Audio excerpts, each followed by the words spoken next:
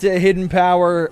Good morning, everyone. How's everyone doing today? We got a pretty fun show today. There is a little. There's a lot of news to cover, and we were kind of tipped off. I was kind of tipped off at this new interview that happened yesterday, and I think that can kind of spearhead our conversation about DS ports. And it's not looking. This is not clickbait. It's actually looking like there might be some credibility to some future ports for the duration of the Switch 2 era. I'd like to talk about that today. We can cover the interview, and then we get some other topics to discuss here on the podcast. I hope everyone's having a great Friday morning. My name is Dusty Go-Goat. Today I'm joined by Hoops and Hip Hop. Hello. And Soul Silver Art. What's up? What's up? Hoops, your mic is sounding it's sounding crispy today. Does it sound good? It's a lot louder, actually. I might almost need to turn it down a little bit. I adjusted my arm a little bit so the mic could be right up in my face. So I love it. I love it. That should help. How's he sounding, Chad? How's Hoops sounding? Day hitting us with the 5 months of membership right away. Happy summer, DS ports hype. Let's get into this. I mean, it's we're happy to be back doing HP Live, but I kind of want to just cover this in real time. I'm gonna kind of try to work through this and interpret this live with you guys. My friend Jake sent this over to me. We were having a conversation, and he said, "Oh, did you know this?" And then he gave me a bunch of other backstory, kind of giving credibility to this. But let's get into it. It seems like.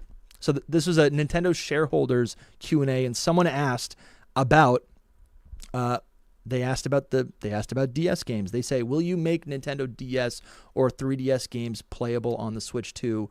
And then they responded, "I can't answer your question specifically, but we are working to make our valuable back catalog playable on current hardware wherever possible."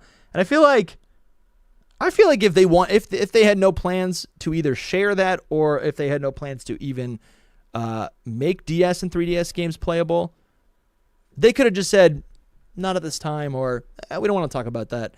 But then they said, I feel like the second part here is kind of what's significant, where they say, "We're not going to tell you our plans, but we're working on something." Right. They basically said, "We're working on something. We're cooking up something." What do you guys think about this? I think so. So this is basically news to me right now. Yeah. I missed this. I just woke up. So, but I think this is kind of like a non-committal, but like also, like you said, like kind of leaving something to the imagination to where we could. It's possible we could be getting something, and this kind of goes in line with the whole. Patent that it was circling a little while ago, where there was like this like attachment for the Switch that was basically like adding a second screen onto it. So I feel like eventually they're gonna have to get into it, because it's like we can't just stop at Game Boy Advance, and we've had Game Boy Advance for a minute now. So I would say at some point it's probably gonna happen. It's just going to be really interesting to see how it all shakes out, because it's like if they do actually bring out that peripheral, like that's a big deal for like just what amounts to like a virtual console game, like making a whole peripheral just so you can play virtual console. So if this all comes to fruition, it's probably going to be like a pretty like big deal for them. So I guess I would say I don't think we necessarily need a peripheral to do the dual screen. I think we've talked about this on the show before. Yeah. But there are games currently on the eShop, or maybe they are. I'm trying to think if they're like. There's essentially DS games adapted to the Switch that configure all of the screens on this, on the display. And then the extra space that's left over, they just fill it with something new. So like. That is a possibility. I don't think. I guess what I'm saying is like that apparatus would be a bonus, and honestly, that would be kind of fun to have, like essentially like a clamshell. Like you're turning your Switch into a DS. That's fun. That's a fun idea. I'd probably shell out the money for it, but like I don't think it's necessary, is what I'm saying. To me, though, like I kind of do feel like something is necessary, because when they eventually release these DS games, they're not going to, and this is not just Pokemon, but like every game that they decide to put out. Yeah.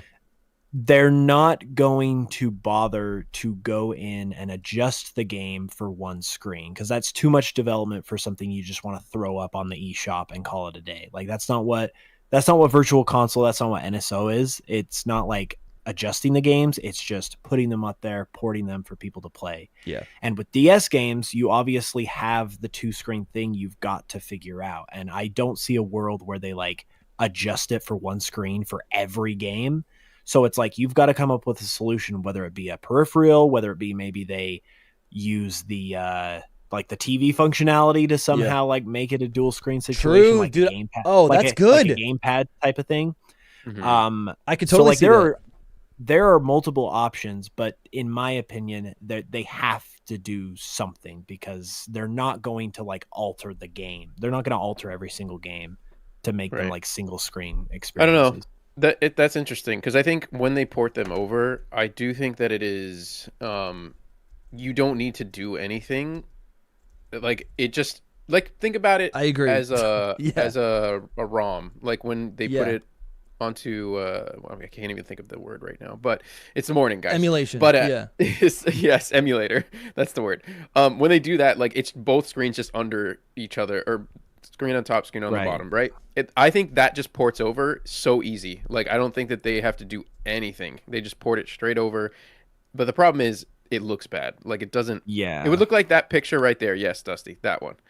I could see. No, that's not true at all. The main screen would go, and what they would do is they'd have a bunch of different configurations. Where in the settings of like if it's in it, and we could talk about how these are. Let's talk about that next, like how these games would actually be distributed, because we're not just talking about the Pokemon games, but like okay. I think there would be different configurations that you could set, where what we're showing on the screen right now. Let me zoom and enhance. Yeah, I mean, maybe you can stretch it out, but no. So, maybe. Okay, so the first configuration would be classic top screens up top, bottom screens on bottom, and then this just looks kind of janky and not very good. The other configuration is, because every game is different, you would have an option to make the top screen as big as possible, and that would go over either on the left or the right side of the screen, and then you'd have the touch screen or the bottom screen somewhere on the right.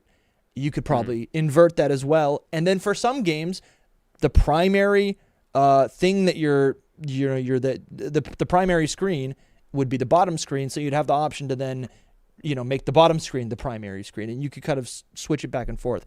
I think bare minimum, that is what we would be seeing. And I agree with Soul. I think it would just be emulation. Right. That's what it would be. But I think you run into the problem that Hoops was bringing up when you start moving things around, which is like they would have to do something to it. I don't, but that, you know what I mean? Like what would they have to do? I'm confused. I don't know, because I don't know how this stuff works, but I feel like that you would have to move, like that is the standard right there, what we're looking at. Yeah. So somehow you'd have to edit that top screen to be a certain size. Like maybe they're just standard sizes that are set in there for every single game. Are you saying upscaling? I don't think you could. Yeah, like bringing them. If you're talking about making the top screen bigger, like it's got to be a set size on every single game, and same for the bottom screen. And I don't even know what that looks like, because how do they fit? Like, I don't know. I think it'll really fit squarely in here. It'd be what literally we have that with Fire Red and Leaf Green, right? And they even upscaled it. Like we just saw that. They upscale the game so it actually displays properly and clearly. Like I think I'm enjoying Leaf Green right now, because it's like it's HD Leaf Green, Yeah, but it's also it's Leaf Green, the Switch 2 edition. It's kind of tricky because like for Pokemon, if we look at like Heart Gold Soul Silver or Black and White, those games would actually be really easy to port, I feel like, because most of the time the bottom screen is just like a menu, and so you could just map that to buttons and call it a day. But obviously this is not just going to be Pokemon games. We're going to see all kinds of Nintendo games, and some of them heavily use the bottom screen. Like it's got to be available to like touch or whatever, like at all times. So The Switch 2 is like, touchscreen though, right? it is. So you could do that. But in terms of like, if we're imagining a world where they are like not using some kind of peripheral, I feel like the simplest way to do that is kind of what you were mentioning with the screen, but like splitting the screen in half to where it's like the left side is the top screen, right side is the bottom screen. So that way, like each screens have equal resolution and just everything's mapped well. Yeah. But then I feel like that looking could over maybe, this way. it could looking that way. Yeah, it could be a bit awkward if like you're looking to the left the whole time, and then it's like I just kind of feel like it's in terms of like form factor and comfortability, it does feel a bit awkward. Yeah. Without like a whole second screen to use. That could be cool with what we're looking at right now. I have an emulation device. It's a handheld. It only has one screen, but it's an Android, and it plays. I played through Black 2 on it, and it pretty much looked like this during the whole game. It just like duplicated the screen. So on the left side, you can just pick which screen you want to be big, and then on the right side, you just have both screens. And I didn't like that it was like duplicating the screen.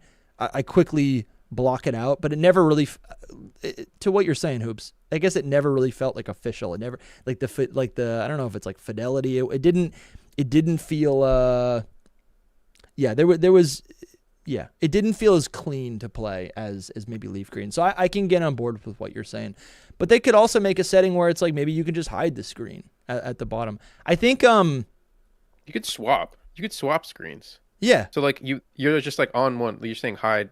That just hit me. Like it's just the main screen, the top one for the majority of the time. Then you push a button and it swaps to the other one. Yeah, exactly. That would make the most sense, I think, because I also wanted to bring up that I think like the peripheral thing is a question mark for them, because think about what they did with the Game Boy. Like it was a Game Boy, one screen, and then the DS, and the biggest thing about the DS is you got another screen on the top. Like it's almost like releasing a Switch 2.0, Switch 2 2.0. You know what I mean? Like it's that could be its own new system if they really wanted to. Like if they made like a Switch 3 that had that kind of peripheral that did that, and with all new games that you know, incorporate that whole thing all over again. So to me, I do wonder if they're like, maybe we shouldn't do this. Maybe we just need to find a way to port these things over without like making it a whole thing. Yeah. Yeah, it's super tricky because going back to what I said earlier, we know they're going to do them at some point, because they're not just going to stop at Game Boy Advance and call it a day. Like they're going to bring out DS games at some point, and there's a very, I would say, decent to likelihood that it will be at some point on the Switch 2. But then it's like, again, like we're running into problems of like, how do we display this? Do we do a peripheral? If we do a peripheral, that is a lot of investment for people to just be able to play old games, which isn't even the main appeal of the Switch. So I think, honestly, this might actually be a point in the favor of getting DS Pokemon ports, because if you're going to go that route and like you're going to set this up to where it's like you got to bring out this peripheral or this extra thing to make this work, it's like if you want to sell people on that, you've got to give them something big to sell them with, and there's nothing bigger on the DS than Pokemon. Yeah. So I almost feel like they sell would it like with the game. Maybe not sell it with the game, but bring them out in tandem. So it's like the peripheral comes out, and like Heart Gold and Soul Silver, they come out on the same day. Yeah, because it's like you're gonna sell units at that point if you like kind of bundle those together. Yeah, it's interesting. I do think, just to go back to the original message that they gave us, I do think that they want to do it. Like they want it. They're trying to do it, but I think that they are having the same exact conversation that we're having right now, or have been having it for a while, about how do we actually bring these over, because there was two screens. Yeah. And so. But like I said, they have done this in the past. Like there are games right now, and I don't have them up here, where they have done a version of this essentially. And yes, they added a little bit more. Yes, they did a little bit more work and added something to the emulator. But like, I guess the way I'm thinking about this is, we saw how much Fire Red and Leaf Green sold in a couple weeks. 4 million units for basically a nothing budget of marketing and production. Like, I don't think it's I think it is. I would expect that they would be willing. I think Game Freak would be willing to basically put in maybe a little bit of effort, right? A little bit of work to just polish this, this emulation essentially. The problem is you're not just talking about Game Freak and Nintendo, and you think. I feel like you. Yeah, I feel like that's a little. Like, we're not even talking about any. Honestly, yeah. I think it's being a little optimistic to think any major adjustments will happen, because like if you think about Fire Red and Leaf Green, and you think about the mythical events that they obviously like made sure to include in the game so you could get them, which is nice. Yeah. But they didn't even bother to like create anything like fancy that gave you like the items you needed to access those events. They literally just like plopped them in your bag after you like finished the game. So it was like bare minimum, like, let's just give this to them and like be done with it. Yeah. And again, like if it's just a port, if it's not a remake or a remaster or something, like they're not going to alter anything in the game specifically, because again, it's a port. Like they don't want to put in development time and money and stuff into it. Yeah, they're working on other Pokemon games. I want to be clear though, when I say like they're gonna add something, I'm not saying they're gonna add. They're not gonna be creating new things in the actual. They're not gonna be changing the base game. What I'm saying is that the display of these games could just simply have a texture or something. In that, wherever there would be like a black screen, wherever like there might be clipping, there would just be a texture, or like it's just a PNG. That's all it is. That's all I'm saying. I'm not saying they would reconfigure the aspect ratio. I'm not saying any of that, just to be clear. So that's why I think it is extremely possible, and I don't think I think it's hardly any lift at all. It's because you know what? It's like no different. I don't think it would be any different than paying someone to make a promotional video with all of this game footage from Fire Red and Leaf Green. Like when there was a brand new trailer that used gameplay footage, and it was. And I guess what I'm saying is like I don't know. I don't think this is that difficult. I think this is. No, I think. Go for it. I think honestly they're just going to be super selective about which games they do when they get to this point. Sure, we could talk about that. Like I said, games like Pokemon, for instance, they pretty much just use the bottom screen as a menu, so it's really low stakes. But then there's games like Kid Icarus, it comes to mind, where it's like heavy on the bottom screen. You're touching it all the time. So I think they're just going to take it piece by piece and be like, okay, let's do some light games like Pokemon that are easier, and then we'll eventually bring these other games like down the road. So that's I feel like if you try and do it all at once, it's just going to be a headache. Yeah, that's what I was going to say as well. Pretty much is like we're talking about multiple things here at once, because the comment that they made is specifically about bringing DS games to NSO, if I am getting that right. Let me see it. Let me bring it up one more time. The question was, for anyone joining us right now, this was a Nintendo shareholders Q&A. And shout out to Jake Steinberg for sending me this. The question was, will you make Nintendo DS or 3DS games playable on Switch 2? And then instead of dodging that, they said, I can't answer your question specifically, but we are working to make our valuable back catalog playable on current hardware wherever possible. If you read between the lines, he's saying the DS and 3DS games. Yeah, we are working to make our DS and 3DS games playable on Switch 2 whenever possible.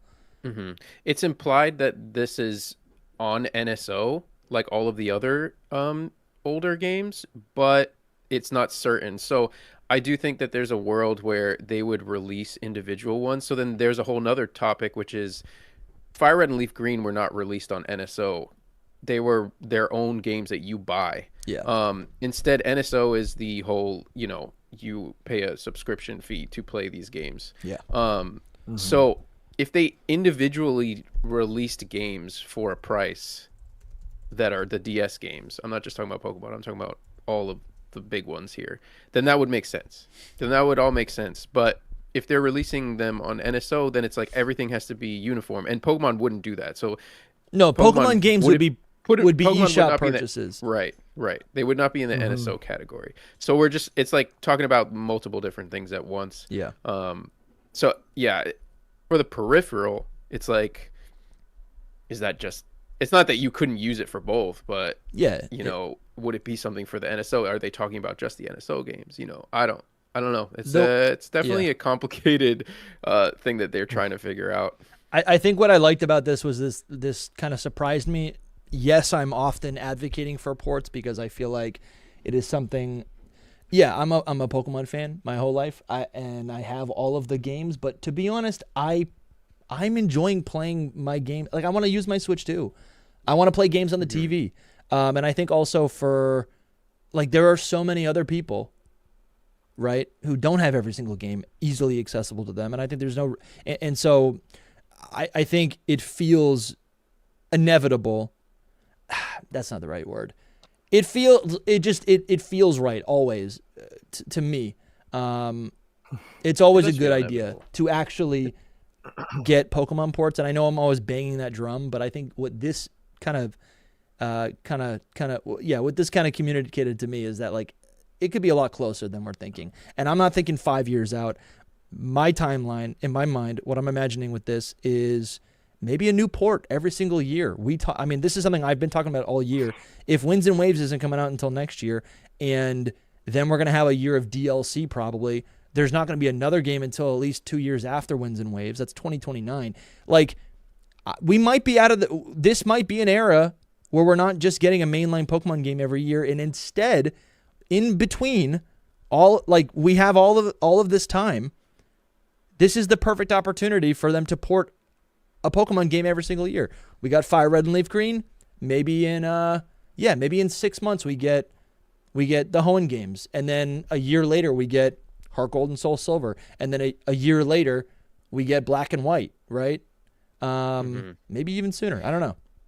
You lost me a little there, but why?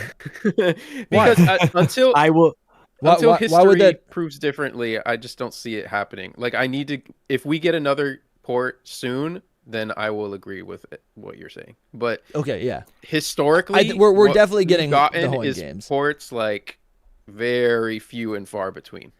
Yeah, but that was during a period. But that was a period when we did not. That was during a period when we were getting a Pokemon game every single year, right? It was a different. It was on handheld. We didn't have. Dude, the DS or the 3DS, were not as big as the Switch is. It's just we're at a different point. We're still getting a Pokemon game every single year. I don't think that's changed if you think about Terra Leak information. Like most of them are supposed to be coming out every single year. So what's the Pokemon game we're getting this year?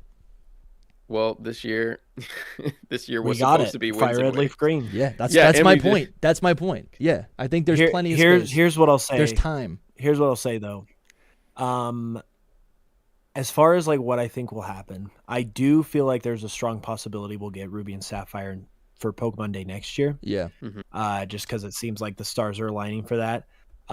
But to your point, Dusty, if they did a port every year or every other year, then we'd be out of games to port in like 5 years.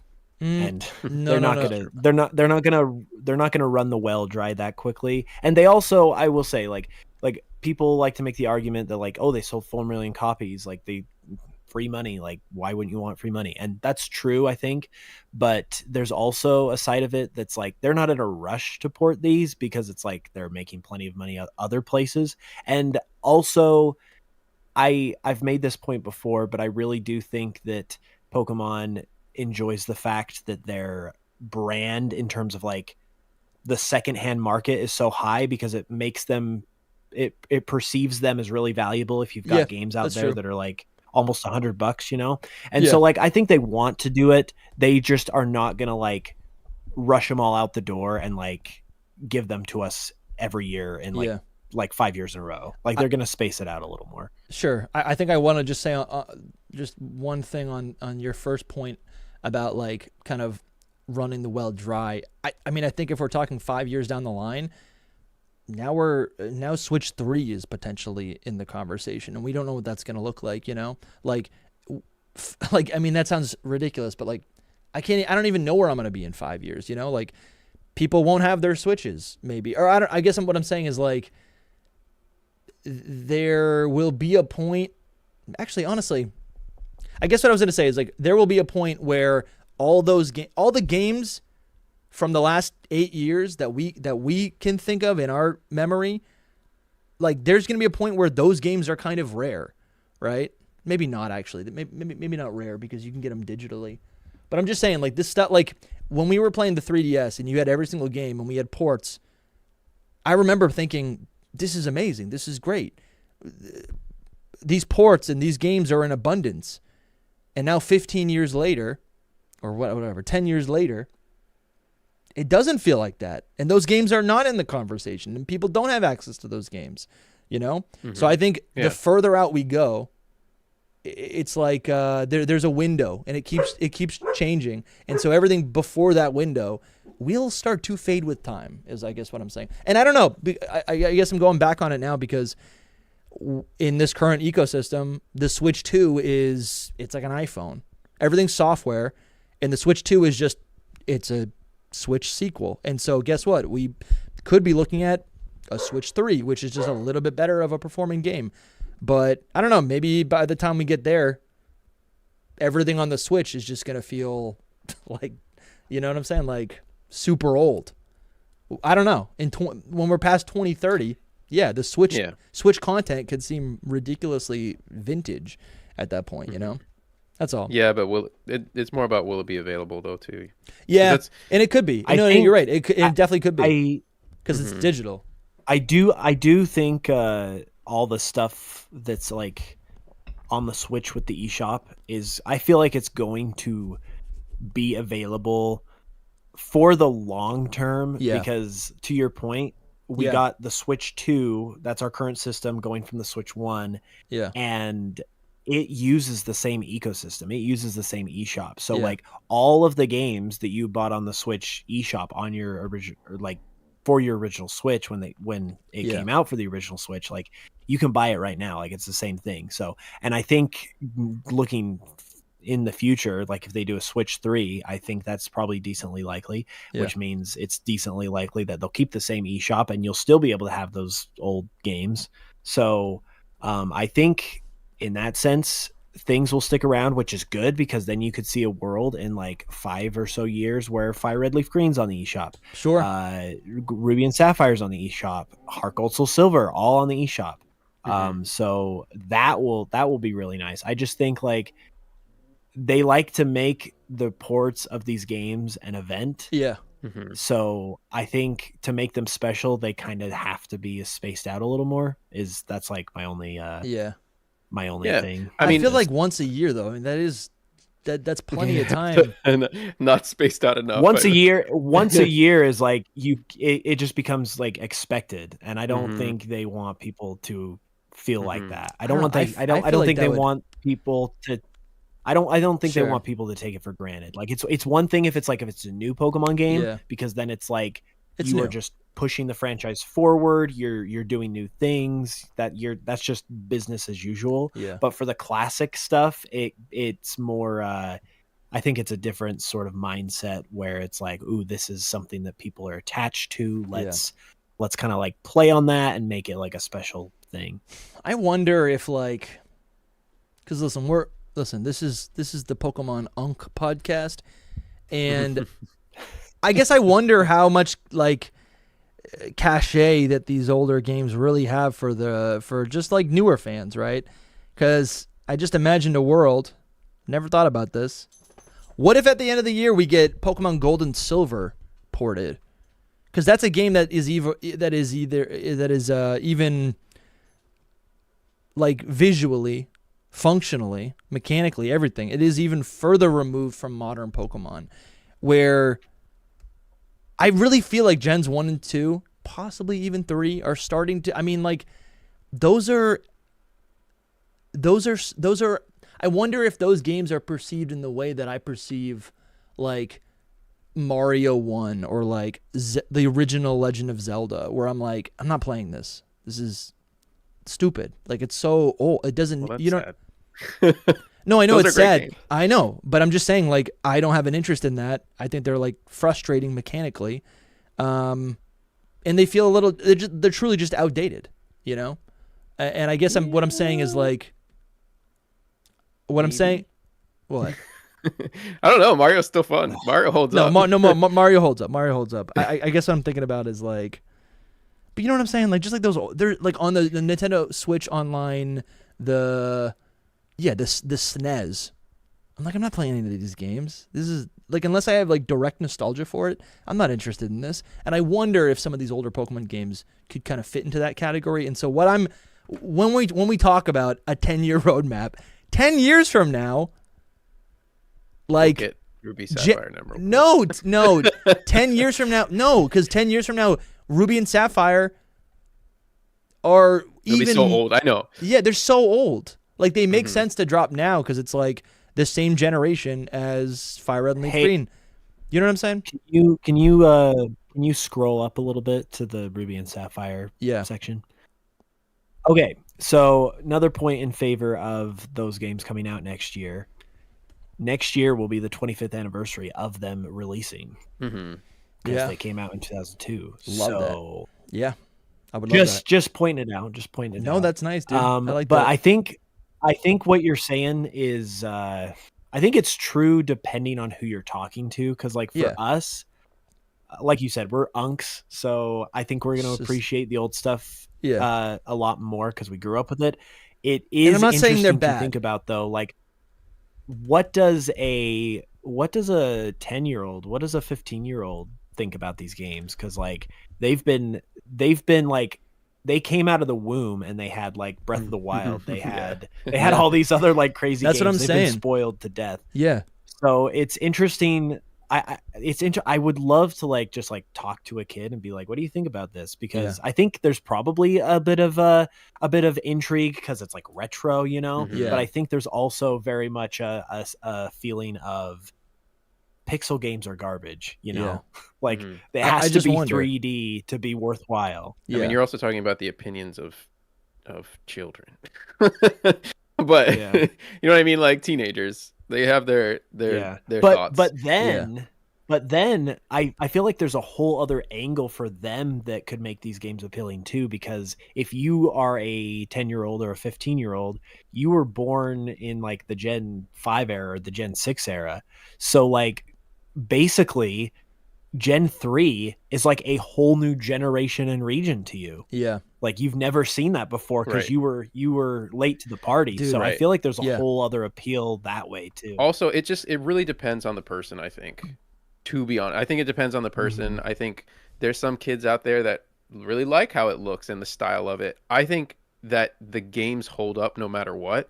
If a younger person goes to play those games, if those games were originally made very well and fun, the game is still fun. So if someone sits down and actually takes the time to play them, they'll be like, this is a fun game, actually. You know, it's not, it depends on how much they are committed to breaking their social norms. You know what I mean? Because it's like, oh, that's not cool to do, or that's so outdated. It's got to be terrible, but it probably isn't terrible. Like you sit down and play Mario, you'd be like, oh, this is actually fun. It's just not the graphics I'm used to. You know? I think Generation 3 holds up. I do think Gens 1 and 2 there's things about them that just feel weird and maybe old. Mostly Generation 1 right now, but I guess what I'm thinking about is like 10 years from now, is Gen 3 going to feel that crazy? Because I remember when Gen 2 was like, no, Gen 2 is perfect. It's retro. It's awesome. It's perfect. And now I really do think more and more. I'm like, Gens 1 and 2 I can play them because I'm a Pokemon master. and I know these games and I grew up with them, right? I can play them. I know the ins and outs. I know the optimizations, but like, are they really? I don't know. People, if someone was screaming at me like, you got to play this random game on the Nintendo 64, you got to play this random game on the Super Nintendo, I'm like, I'm not interested. You know, not to say that if I played it, it wouldn't be good. It's just, why would I want to play that? Or would I want to, I don't even know what the point is that we're trying to make. I think I'm just trying to say, like, these games more and more progressively feel, I guess, I just don't think I think they're just a drop in the bucket, and they're so removed from the modern Pokemon games. And so, like, I think Game Freak and the Pokemon Company would be willing to start dropping these a little bit more frequently. And sure, I don't know. Maybe this is all wishful thinking, right? But this interview got me pretty hyped. And I think if there's going to be a dividing line on what gets ported and what doesn't, I feel like all of the pixel art games, I think I could see a world where we get Heart Gold and Soul Silver and the Black and White games, because also we haven't seen those regions in so long. And even if we do return to those regions in 3D in a modern Pokemon game and a Legends game, that's going to be a completely different experience. It's fully 3D. I don't think that's now. I'm starting to think that does not, like, these ports do not compete with that. You know what I'm saying? So they can all live alongside each other. I was just about to get into that, and I actually disagree with that, because I think the remake factor is a big determining factor in what we get. Because, for instance, right now, if you think about let's throw out like Diamond and Pearl ports. I think Diamond and Pearl ports are extremely unlikely because we got BDSP. Like, I don't think they're going there anytime soon.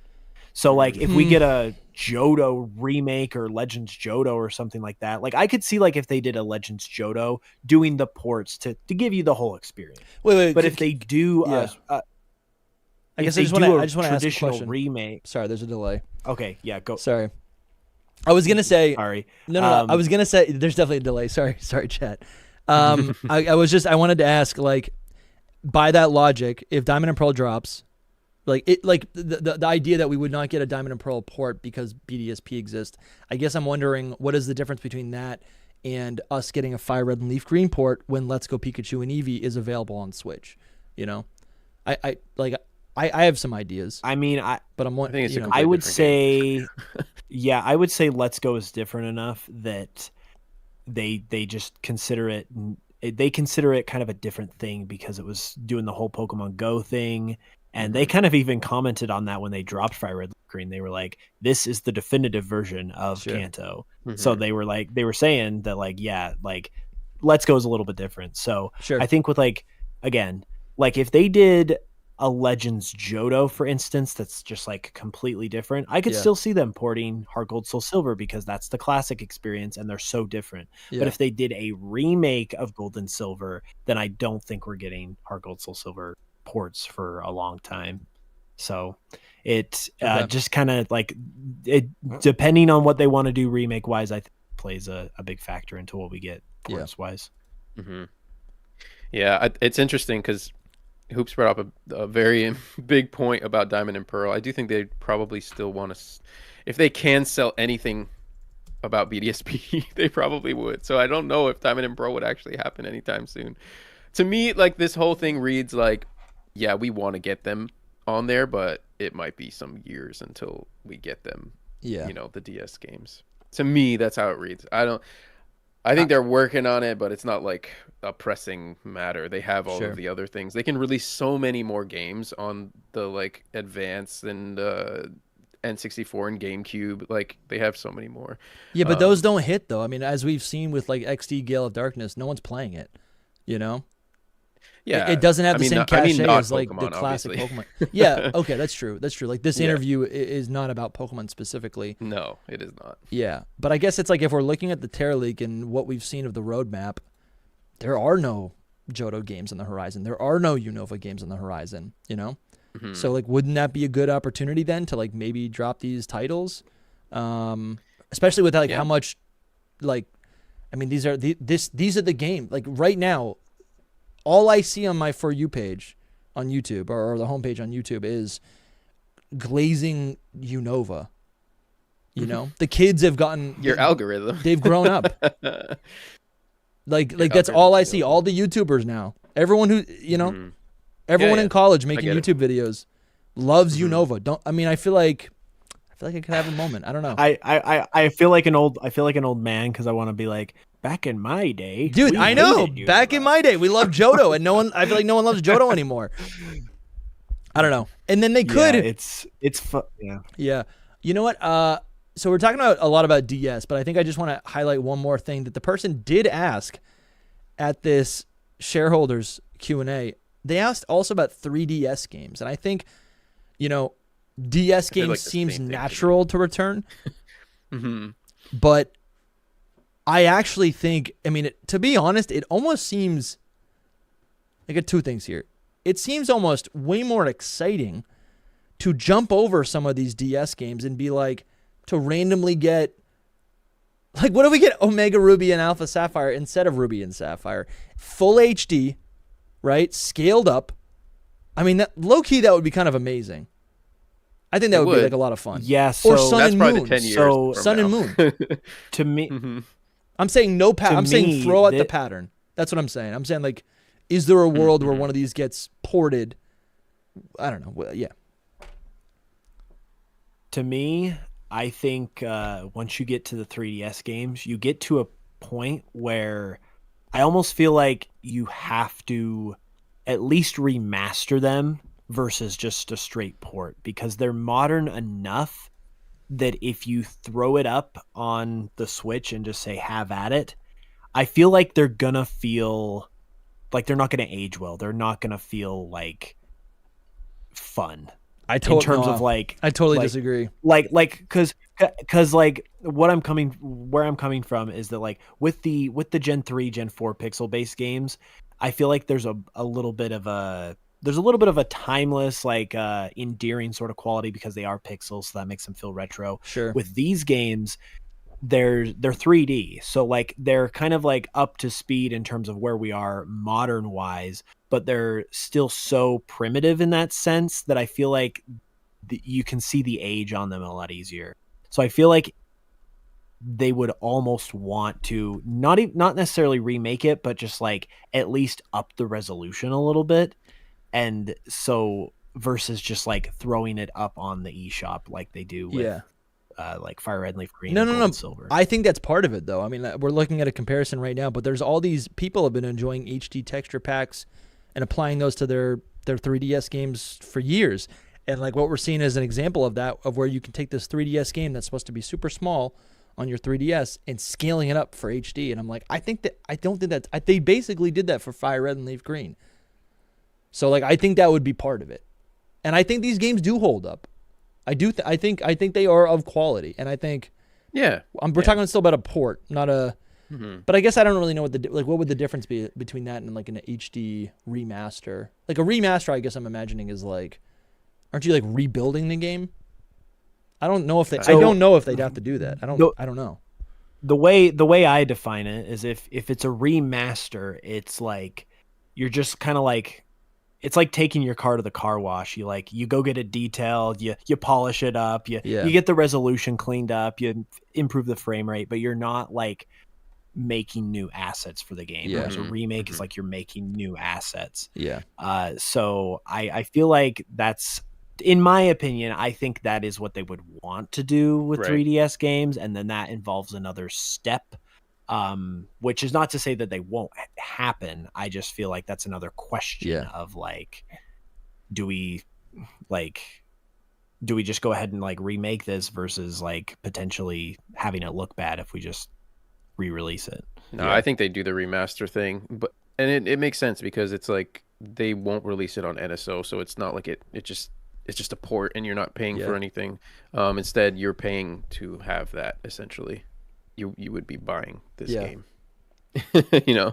so this interview to me just kind of like, I think they're thinking about how to like, they stated that they're thinking about how to port some of these games, and bring these games to the Switch. Yeah, but I guess I don't know. I think about how, like, I don't know.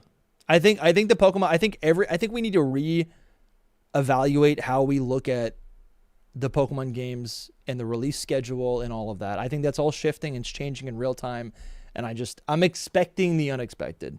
That's kind of what this interview kind of sparked in my mind. Yeah, we can keep. Fair. Yeah, we can keep talking about this. I want to. I kind of overlooked some messages. I want to read these. Kai Dragonborn. Yeah, they've been a member for so long. Hope you're doing really good, Kai. Hope you're having a good week. 20 months hype. Man, that's crazy. 20 months hype as a member. How is everyone doing today in the HPP fam? Also, how long are you guys going to be live for? That was, I don't know. I think we're enjoying this conversation. Yeah, I don't think we're going to go 4 hours today, but I think we're having fun. Hope you're doing well, Kai. Thank you for all the support. And Sky Jordan says in regards to our conversation about like how they're going to configure the DS screens. They say with a super chat, it could be as simple as recreating the Pokéetch app or the Pokéetch app from BDSP, the only Switch Pokemon game with touch. You hold R and it pops up on the screen. I was going to say, I meant to say this earlier. It's so easy. With the Switch, you get the mouse mode. So any of these games, it's not even part of the game. It's just like you have the mouse mode. I would imagine that there could just be like the Switch. Like the Switch, I would think, has like an interface that, yeah, it's like the touch interface. And so like whether you want to use touchscreen, that's great. But you could also use mouse mode if you wanted to. I think that will definitely be a big factor because the mouse mode is essentially it's essentially like your stylus equivalent. Yeah. So I think that will play a big factor for sure. Yeah. Yeah, I want to give a big shout out to everyone watching today, and all of our supporters. We've seen so much support over the last month on Patreon, on YouTube. We really appreciate you guys. If you do want to unlock, we're about to hit 100 episodes of Secret Power. You can go into the description. You can sign up, get our perks. $5 is the entry fee. You can get in the door, get into our Discord. You can ask us. You can ask us questions, which we'll be reading some questions at the end of the show. And we're actually doing a movie night this weekend. We had a poll, and it looks like it looks like the movie night is going to be Pokemon I Choose You, which I'm trying to remember. Wow. Is it the first one? Is it the first one or is that the remake? No, it's the remake. No, that's the remake of the remake. So I'll I don't know about you guys. I'm gonna be tuning in to see some of that. That's gonna be fun. That's only in the Discord. It's a secret Discord. It's only for members. And then we also have all those Secret Power episodes that you guys can check out. What did we talk about? We have a new episode coming out on Monday. What did we talk about? We talked about. I think we were talking about. We spent a long time talking about movies and like live action, like adaptations. But then we did also launch into. We were talking into actual Pokemon about, discussion, actual Pokemon stuff. Yeah. Oh yeah, the Shilmon. Yeah. Yeah, we talked about Shilmon. What that means. Yes. Yeah, that was a super fun conversation. I still think Poliwhirl is a Gen 1 Shilmon. But yeah, if you guys want to support, you can go into the description and check that out. And it's greatly appreciated. I want to, so the 3DS games, I would love, Sun and Moon, that would be crazy. And HD, that would be so good. So what else has been going on? Part of this conversation also, which I'm not going to harp on this, but we should have brought this up. There's been so much Rayquaza love in Pokemon, and I do think a lot of that is just because of the Mega Dimension DLC and how Mega Rayquaza is like one of the final bosses in that, and so we have a new TCG Pocket set all about Rayquaza. There's going to be another set that's all about just like a classic TCG set that's all about Rayquaza. Jirachi's in Pokopia. That's not Rayquaza, but that's Hoenn. Yeah, I think Hoenn's coming at the end of the year. I wanted to say that. Yeah, I mean the Rayquaza stuff is kind of huge, I think. Talk to I me didn't about it. think that I didn't think that like Ruby, Sapphire, and Emerald ports were possible this year. But this whole little Rayquaza campaign has been very interesting. So they basically did an announcement. It was kind of hilarious. They made an announcement on Twitter. I think it was Poke Times. They literally just did the sound effect of Rayquaza, like they wrote it out. I don't know, Caillou or something like that. Oh, cool. I didn't even see this. Yeah, yeah. And people were like, Emerald ports are coming tomorrow. There's going to be an announcement for Emerald ports. And this was mostly the Japanese community was going nuts about this because it was in Japanese, the whole tweet and everything. So everyone thought that. Then they released this. This was what actually was the announcement.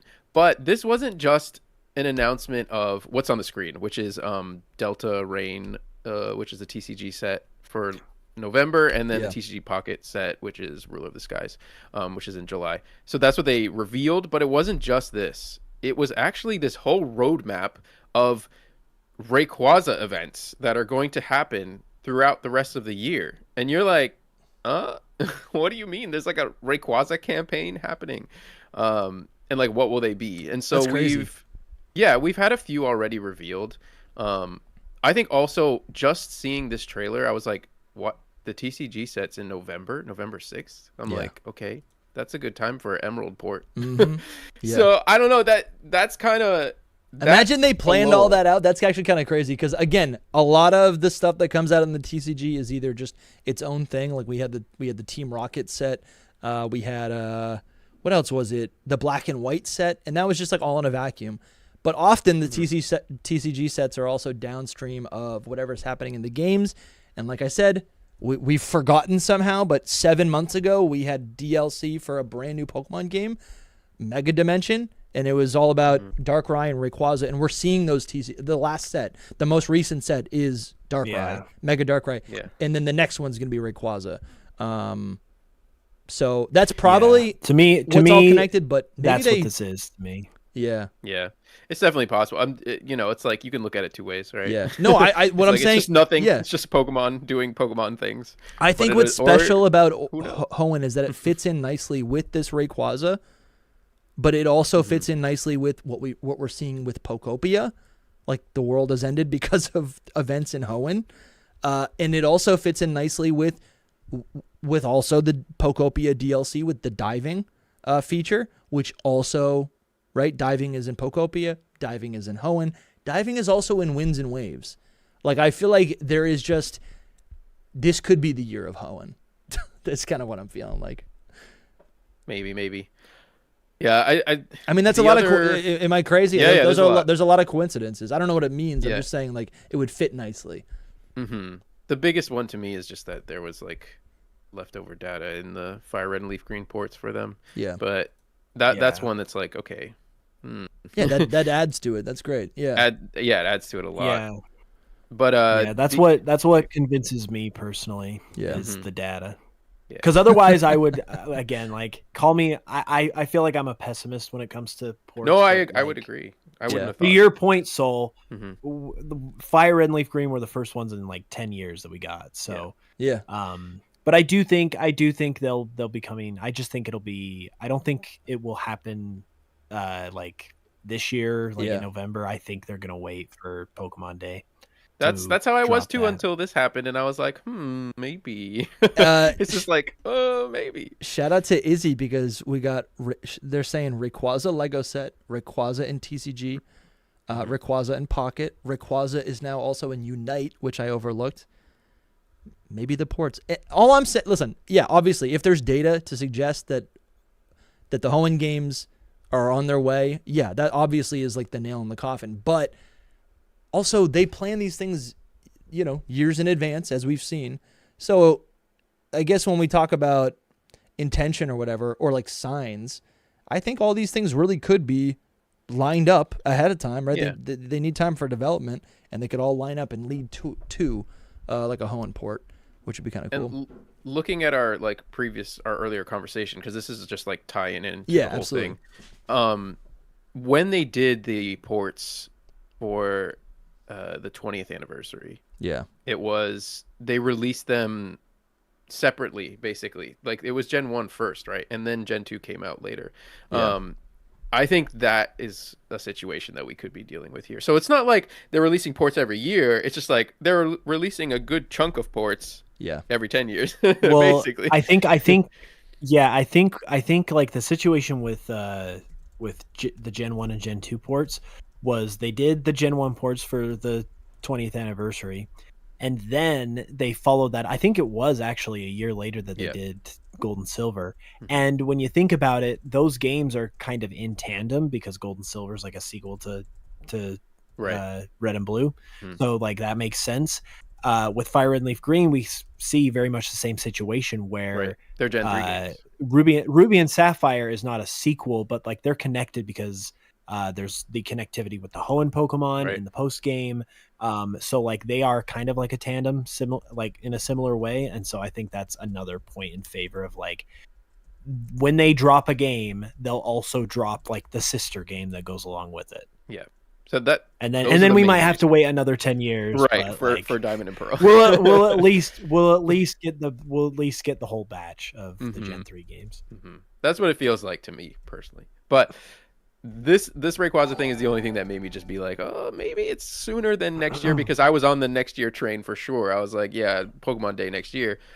The things we have for Rayquaza so far are like that one person said, I forget your name, I'm sorry, but it was the Lego. Oh yeah, I see it now. Izzy.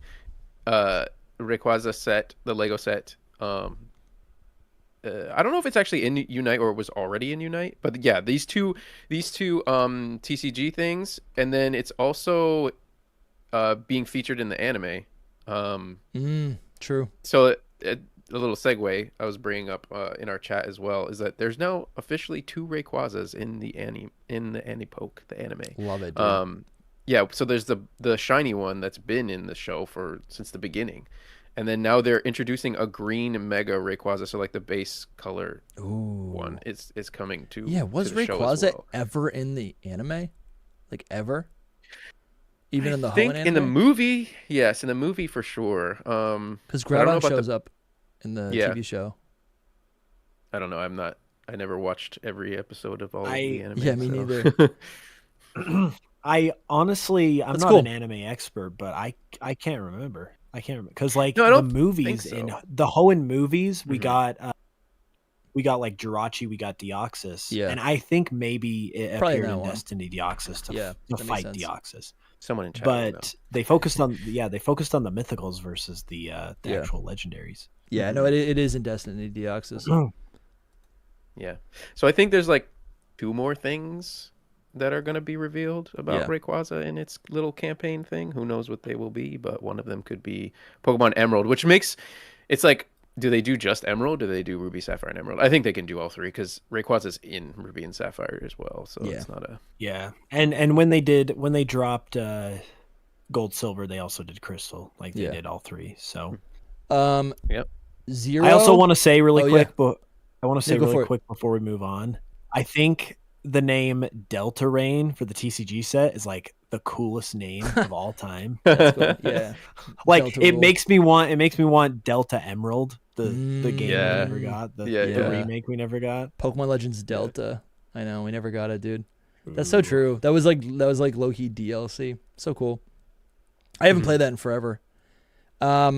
Zero sent a super chat and says, we need live action Pokemon movies starring Ash. What do you think? Sure. I don't know if I want that live action. I don't know about because live. Wait, I didn't even. That went over my head. Live action Pokemon. Yeah. Starring Ash. I to be honest, I don't think I want That'd it. Be fun. No, I don't think I want it. That kind of be fun though. He's crazy. I mean, it would be. I feel like I would be open to another live action movie because Detective Pikachu was fun, but I think like it's got to be something a little different, like Detective Pikachu, just because I feel like a live action Pokemon is as sad as it is. I feel like Pokemon is a series that does not lend itself well to live action. I think you very easily could fall into the like the bad live action territory that you Yeah. do not want to be in. So I think like if they do something, it's got to be something that's like contained, that they can like make appealing versus your traditional Pokemon experience. Because as sad as it is to say, I don't feel like that translates super well to live action. Yeah. What about like In my Space Jam? Oh, Or, Something like that. Space That Jam. could be insane. cool. That would be crazy. Yes. That would like be crazy. do not. I think that's actually the key. That is like a clock, because the problem with making something like Pokemon live action is you make all of these Pokemon look realistic, and it becomes like Uncanny Valley type of thing. Mhm. But if you just make them look like they do in the anime, just superimposed on live action footage, Yeah. like, that's a perfect. wild. Yes, that's the secret. That's the Yeah. secret. I don't know. I don't think it's a good idea either. I think Ash as live action would be cool because he's a character, right? And all the characters actually. But then, yeah, once you start talking about the Pokemon themselves, we get into Detective Pikachu territory, and some of them were disturbing and a little weird. So I'd rather not. See I will Pokemon say in live though, action. it's not live action, but there has been a lot of discussion lately about Ash coming back because Mhm. people just want him back, and there's been like, I don't know if they're rumors, but there's like rumblings that like maybe they'll bring him back for the next series after Horizons. Yeah. So Yeah. it's gonna be Could be. it's gonna be interesting because like, I mean, can you imagine a scenario where like they announce the Winds and Waves anime and they do like a teaser for it, and it's showing the Winds and Waves region, and then like someone steps off a boat because they just got to the region, and you see their foot, and it like pans up to their face, and it's Ash, but he's like 10 years older, 5 years older. He's like Yeah. aged up. Yeah. Like That'd be cool. That would be kind of the insane. internet would explode. Absolutely. They will do it one day, I think. Yeah. I don't know if it's coming up soon, but one day. We do talk more about this on the Secret Power that's going up on Monday. So if you want to listen to us yapping about Avatar and the One Piece anime, or what is it, the One Piece live action show, and everything else, go check that out. Link in the description to sign up. I do want to also shout out, I didn't mean to do a double plug, but it's just relevant. And then we are doing a call-in show. Call-in shows are back. They're back. They're better than ever. We're doing the call-in shows on Tuesday, 10 a.m. EST. The topic is Pokemon that need new evolutions, and then maybe in Gen 10. It could be. It doesn't need to be about Generation 10 and Winds and Waves, but Pokemon that you think need a new evolution. Members, anyone who is currently in the Discord who has an active membership can join in the call. We're going to be. It's a call-in show. It's a call-in podcast. You can call in, give us your take. We'll debate it. We'll talk about it. We'll theory craft, and then we'll be doing that for about 2 hours, and that is on Tuesday, 10 a.m. EST. I'm super pumped, and we're gonna be doing these every single month, and so next month's question is gonna be a little bit different, and I'm looking forward to chatting with everyone. I think that'll be. I missed this dearly. We haven't done this in a while, so this is gonna be really, really good. Come join us. Yeah, that's going to be so much fun. I wanted to also now, so we haven't talked about the new abilities and champions. I think we haven't talked about those. No, we haven't. No. I think we were about to, I think that happened right after our last stream. But I think, okay, so the news is obviously, it's not even news, right? A bunch of new abilities for the Mega Pokemon were announced to be in champions. And I guess I wanted to share something that I kind of experienced, and I think I wonder if this maybe has larger implications. It was really interesting to me how quickly I just stopped caring, like, about these new abilities. I think in a normal Pokemon game, I'd be really hyped, right? If these abilities dropped, right, in Gen 9 or something, I'd be like, oh, cool, that's awesome. These abilities for these Megas were announced, and I was like, oh, cool. And then I went, I don't care. And that's because they're only available in champions. And I guess that's their abilities, though. I mean, throughout all of their future endeavors, they will have those abilities. Well, I guess another part of this was it's cool because it's like that's their ability. So in like Gen 10, like that's what they'll have. Well, Or that's I guess what I'm Going starting. forward.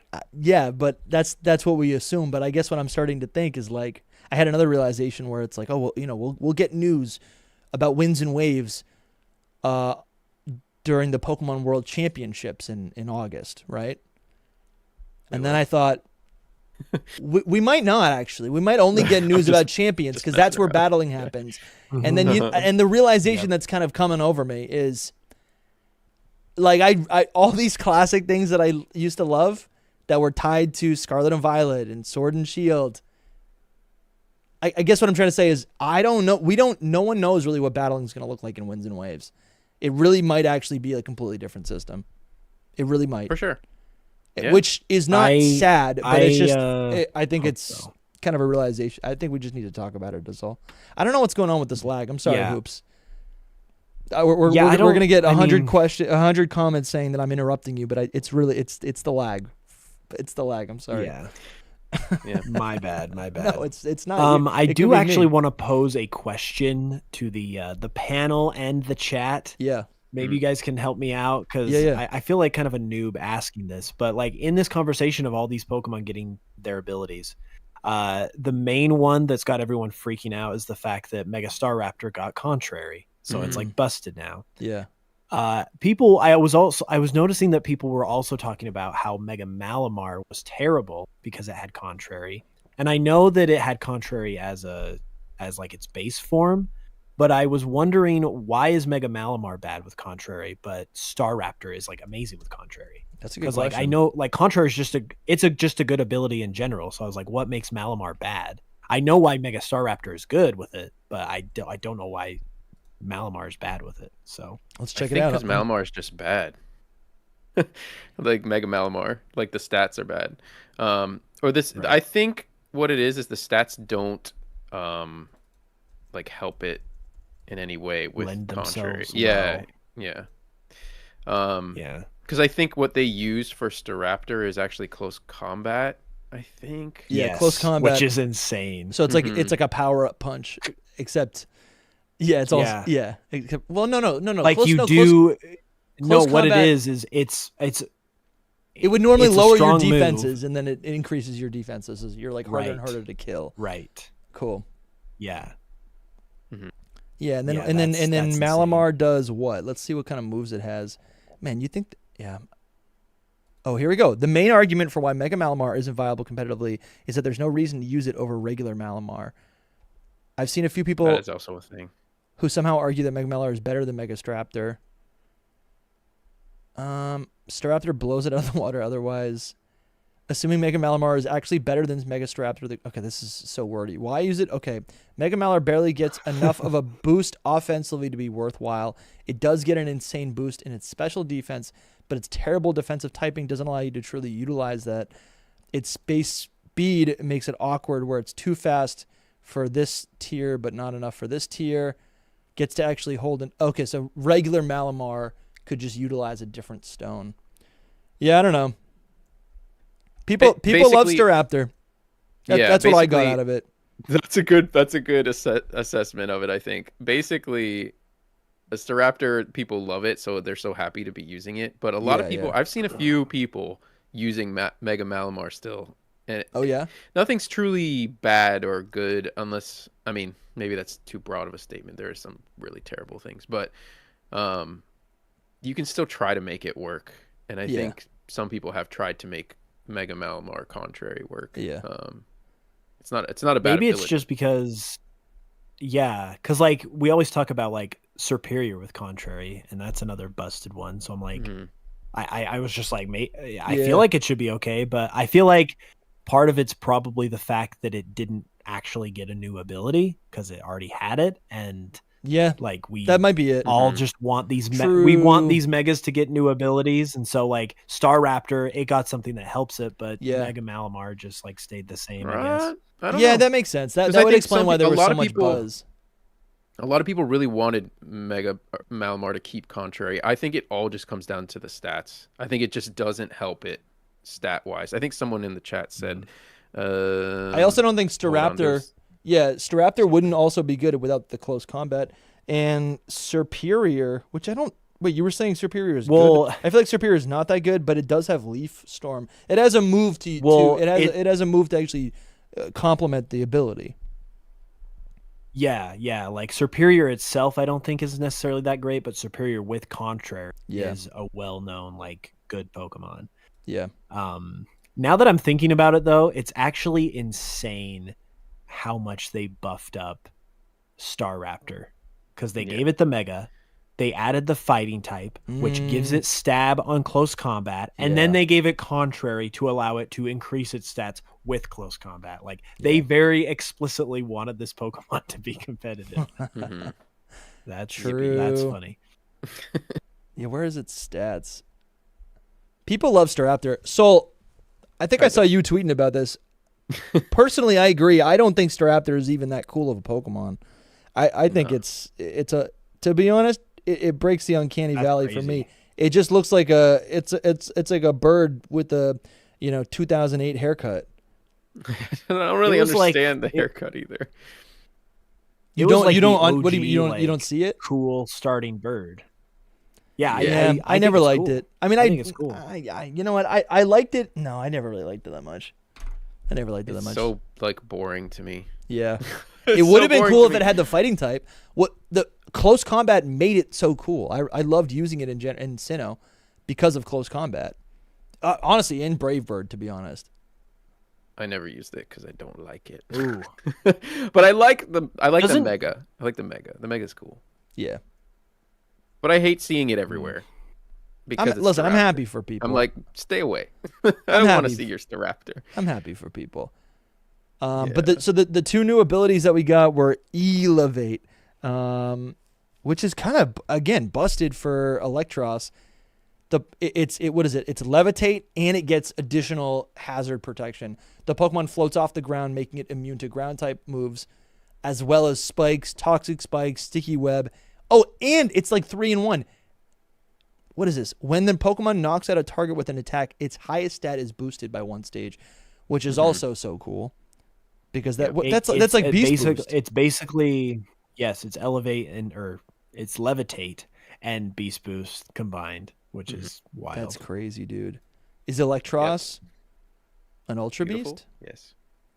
Kind of. And it has no weaknesses. And it has no weaknesses. That's crazy. Crazy.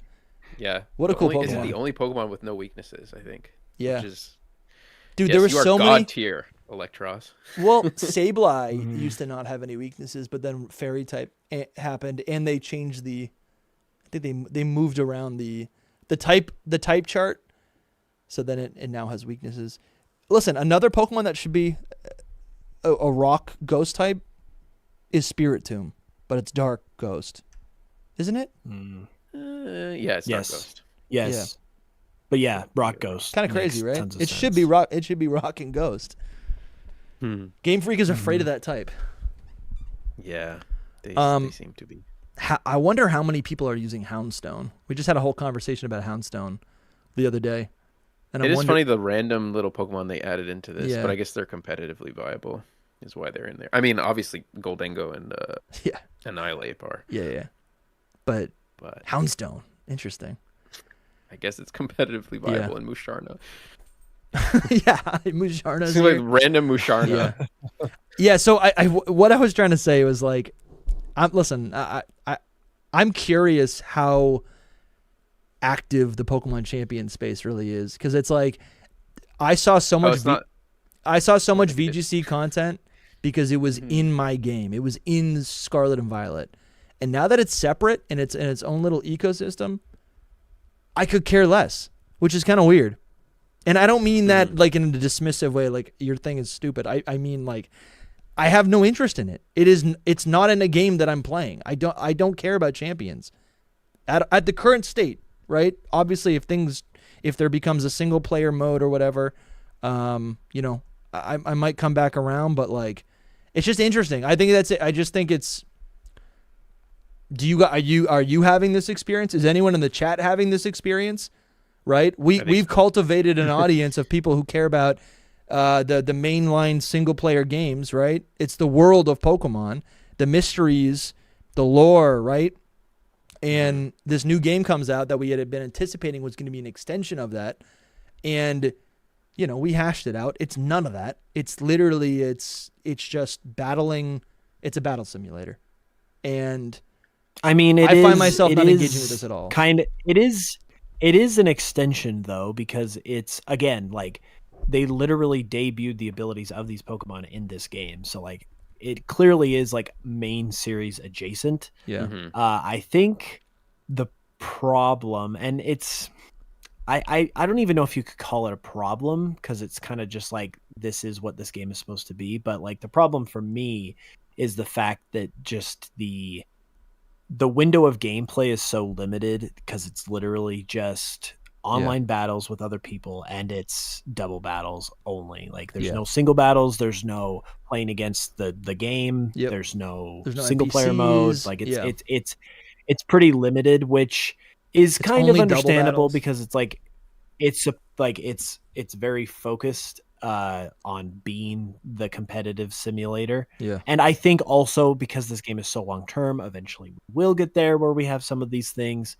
But I am still grateful that it exists, even though I'm also not super interested in playing it, because I do really feel like it's going to open up a lot of stuff for the main series. And sure. I also want to say for the record, just because people were giving it crap so much when it came out, I've seen like a lot of gameplay and stuff of it. I haven't really played it myself yet, but which game? Because again, like I was Champions. Okay. I was going to play Champions. I was like committed, like, yeah, let's try it out. But then it was like, oh yeah, there's no single player. And oh yeah, you have to play online, and I was just like, I don't care about this. Of course, of course. It's double battles. I'm like, I don't care about double battles. Yeah, right. People in the chat are saying that there are single battles, but it's 3v3, guys. It's 3v3. Which is to me 3v3 is like, in my mind that registers like, oh no, they're like, that's like trying to convince me that like battling a wild Pokemon is the same as like battling competitively, I'm like 3v3. Like, what do you mean 3v3? That's like I'm battling an NPC. I'm battling trainer like Lass. Mm-hmm. I'm fighting a bug catcher. It's not the same. Sure. It goes really fast too. So quick. It's like the strategies are interesting, but One thing I was gonna say though is that I've watched a lot of gameplay and stuff like that, and to me, the game actually visually looks really good. Like, I think I agree. I think the models look great. Like, I'm like, wow, this looks nice. Like if this was Gen 10, I think people would be like happy with that. To be honest. I will also say, like, so that's a big plus for it. I think the positives are that, and watching competitive Pokemon has been so much more entertaining. Do you watch it? I've watched. What do you watch? The last two tournaments. The official tournaments. NAIC, like the actual competitive tournaments. Like I watched another one that was in Italy too, and they were really fun to watch. Like more than just watching it on Scarlet and Violet. I don't know, the format of it is really nice. That's good. Fun to watch. Yeah. Nice. So watching has been good, and even people making content on it has been decently fun to watch. It just sucks that there's no 6v6 and it's all doubles. Send me some of the stuff that you're watching, because I that stuff's been out of my algorithm. I haven't watched competitive stuff in years. Well, I mean, the creator stuff is like, just in passing, whatever, but the actual competitions, I could send them to you, but like they've already been done. Like I watch them like when they're happening. Like if you have someone that you're rooting for, it becomes so fun. You're like, I want this person to go on and win, and you're like, it's like watching sports. So it's actually becoming an esport in a way. That is cool. For real. No, that is cool. I love during Worlds when you watch it with the casting. Mm-hmm. And they're like, oh, Groudon just made the play. Like I literally feel like I'm watching like a sporting event. That's literally the same thing as these. So they have the casters for the whole thing as well. Yeah. So it's really good and really fun in that way, but actually playing the game for someone who's I was one of the people that are like, I'm casual. I'm not like into battling. You guys obviously were like, we don't play these games. You know what I mean? It's like, I'm not doing it. There's no one player, there's no story, nothing. So I'm just like, I'm a casual person that was like, maybe I want to try to get into this a little Yeah. bit because I enjoy watching the battles and all of that. And so let me get into it. But it provides like really not much for someone to get into it and stay into it. I made a post the other day about there's like all these reviews on the mobile game I now, did and see there's that, so yeah. many funny ones. But there's also like people that are like casual that are like, what is this game? It's not even fun because you have to know everything about it. And I'm like, you're a casual person and you didn't get like pulled into this, you know? Yeah, we didn't even Um, talk about that, but yeah, the game is out for mobile now. Like yes, that's but that again made that came zero and went. difference. Yeah. It made zero difference to me personally. I tried it the day it came out and I'm like, this is the same exact game. Yeah. I'm like, this is the same exact game, obviously. But it doesn't do anything to I would encourage say anybody to play other than it's on your phone, you know? So I would say that is a big deal though. Like it is. because I It know is. I have friends that downloaded it because it was on mobile now, and now they can like play it a lot more accessibly. So Yeah. like that definitely matters in Yeah. terms of just like. But then I guess you do have the other side to that where it's like you're gonna get casual people coming into the basically like is what is like a professional setting, because I feel like, and I could be wrong, but I feel like there should be some like tiers to champions. Like I mean, I do know there are tiers. There's like the Pokeball tier, the Master Ball tier. But like if someone's like totally brand new and is coming in and then all of a sudden they're greeted with like all these crazy strats, I do kind of feel like there should be a spot for them to sort of like learn the ropes. Yeah. Yeah. I also just want to like address something. I'm seeing a lot of chatter in the chat. For one, I'm not trying to say anything like negative about champions, like it shouldn't exist or it's stupid. I'm trying to say I have found in myself that I've cared less about the things that I normally would care about because they are happening in the mainline game, right? Where there's a single player experience. And Yeah, this now that these things are only in champions, I've just found in myself that I care less about it, and what I was trying to bring up is the fact that like I wonder if other people are experiencing that now that, like, to be honest, I've always kind of had, and I think leading up to champions, I think we were all kind of wired to think, oh, champions matters to us because it's part of the Pokemon ecosystem and game. The game that I play, I can play competitively on the game that I'm playing. Not that I did, but like it felt connected, and so when there was new competitive things, I'm like, oh, that's interesting, right? I'm not going to play with it, but I care about it, right? That's kind of what I'm thinking about, and I've noticed that has shifted for me, and so that's what I'm trying to highlight. Also, right. I'm also seeing people like say that like we're missing the point that 3v3 is the competitive format, and therefore it's valid.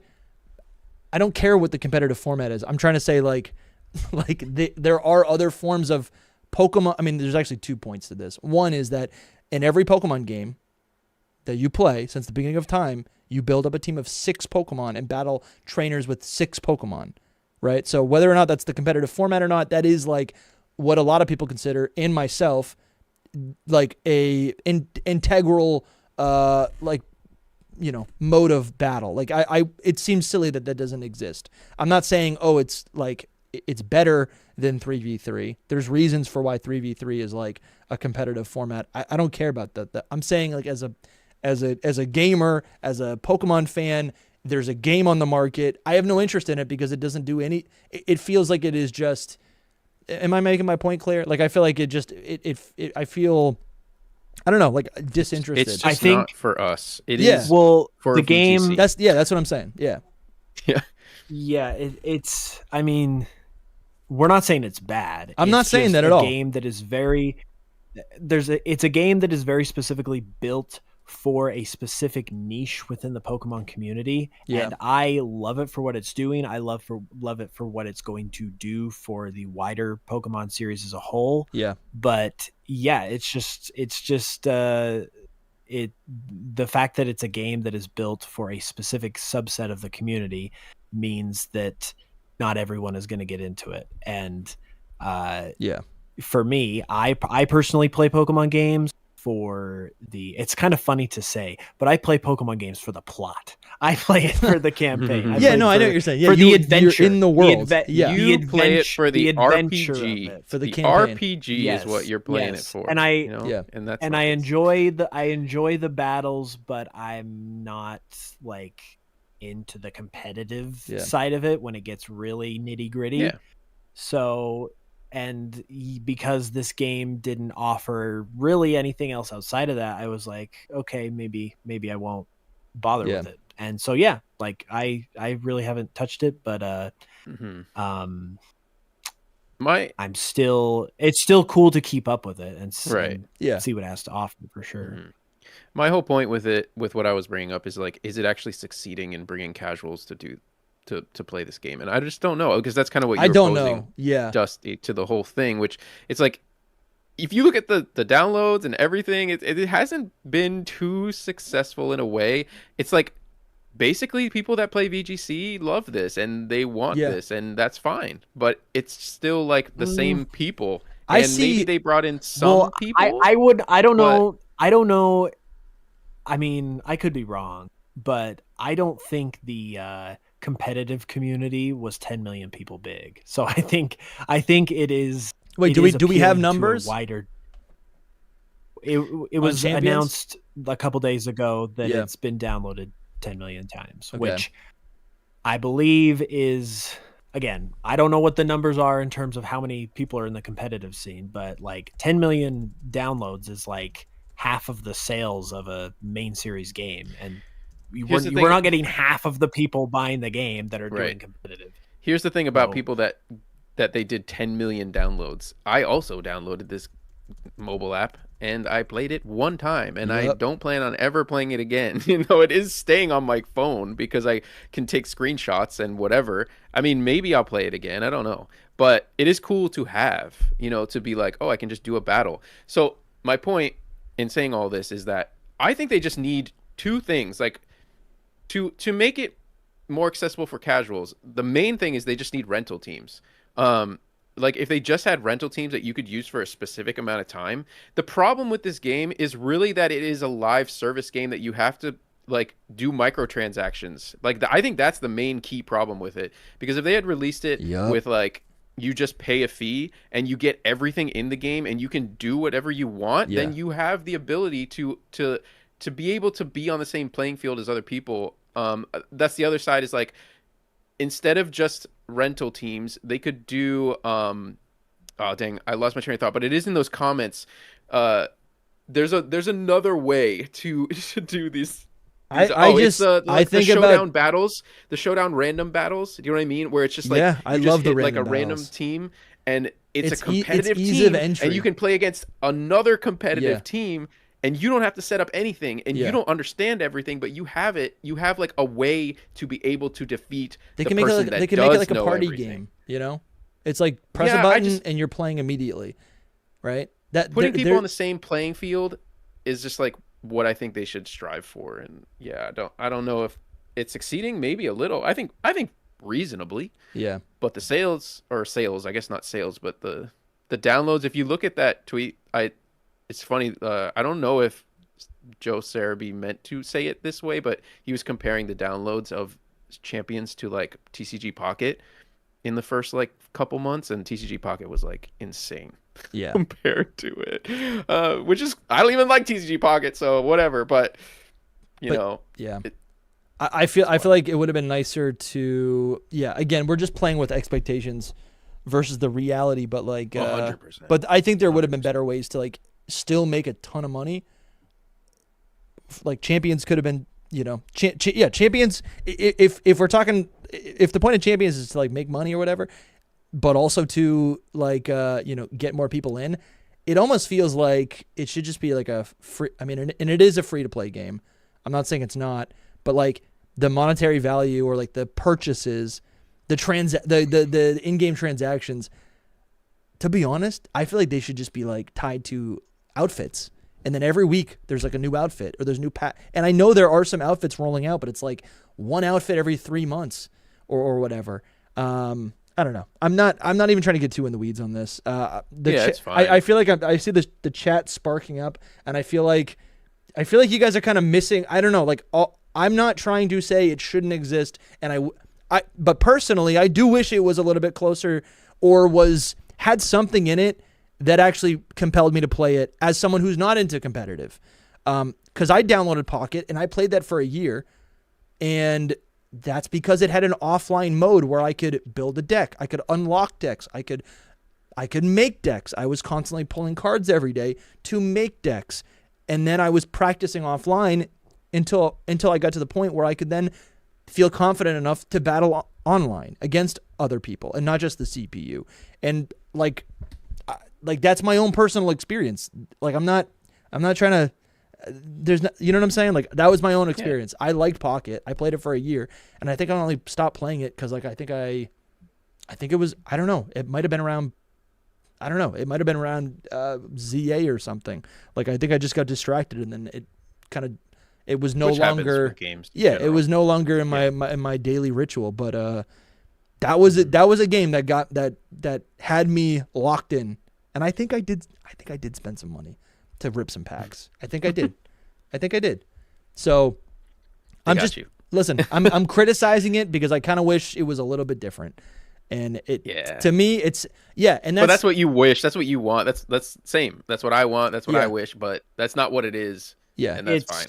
And I feel like I see VGC people hyping it up, and I do see anecdotally, even in the chat right now, and shout out to you guys. Again, I'm not trying to be negative. You can enjoy the game, and I don't need to enjoy the game. That doesn't mean it's a bad game. That's not what I'm saying. But like, I think it's kind of a little bit of both sides of the coin, because I think on the one hand, because this game is such a long-term focused game, that it is going to add. It's probably going to add a lot of things we are talking about. That's on the one. So I feel like a year or two down the road, like a lot of these things will probably be addressed. At the same time, though, again, this game is targeting an audience that we are not a part of. We are not competitive players. I keep bumping my mic. We are not competitive players, and this is a competitive focused game. So it's like we are literally, other than being Pokemon fans, like we are not really the demographic for this game, which is fine. And and naturally, it's just not going to be a game that Dusty or Soul or I am like excited about, because we're not competitive players. But for competitive people, clearly there's going to be a lot of things to like here already outside of like the things that we want. So which is good. So I think both things are honestly true. Like I think there are the things that we're talking about, I think would make the game probably like have a wider appeal and maybe be more optimized. But I also don't necessarily think it like objectively needs like a campaign or like some of these other things we've mentioned, because again, it's specifically for competitive players and they are getting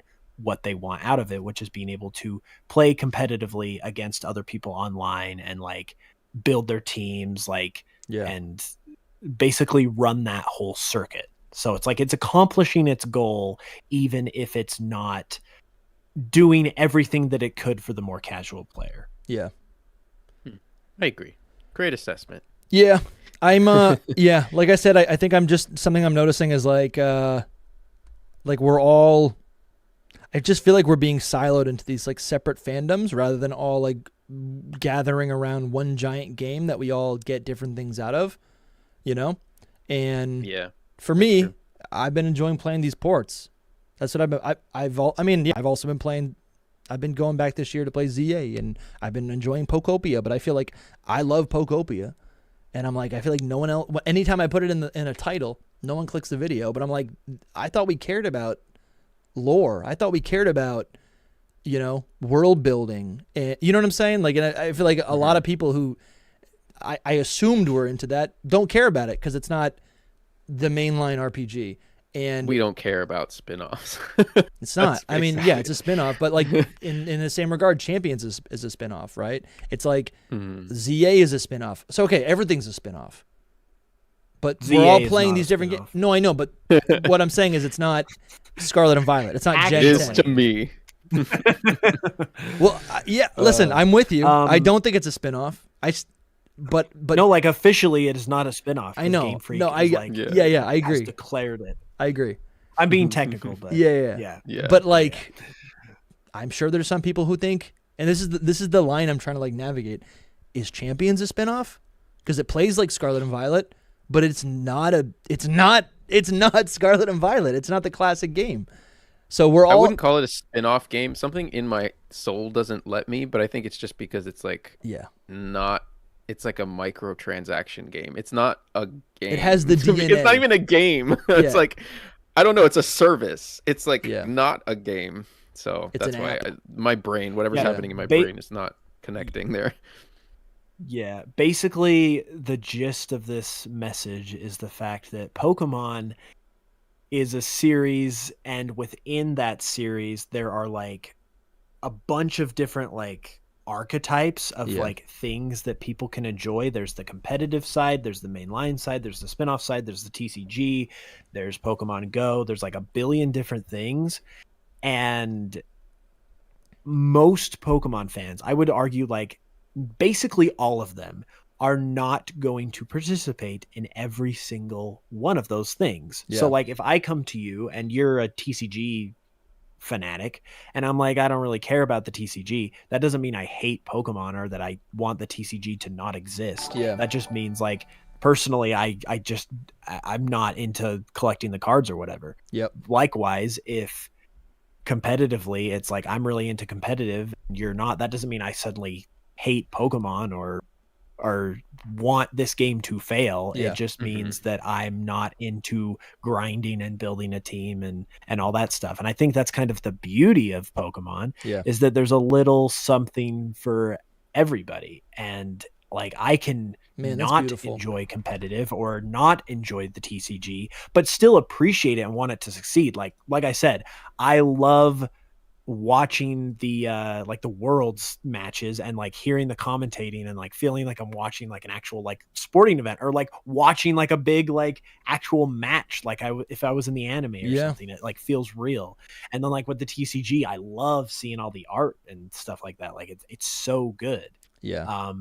But so like I can appreciate and love these things without like being invested within like that specific part of the community. And if I'm not invested, it doesn't like, you can't take that to mean that I hate Pokemon all of a sudden. It's just that like I have my little corner and you have your little corner and we're just both kind of like enjoying the things that we like to enjoy. And it happens to be like a little bit separated because like one corner might be over here, the other corner might be over here, but it's like it's all Pokemon at the end of the day. Like I want you to have fun in your thing just as much as I want to have fun in my thing.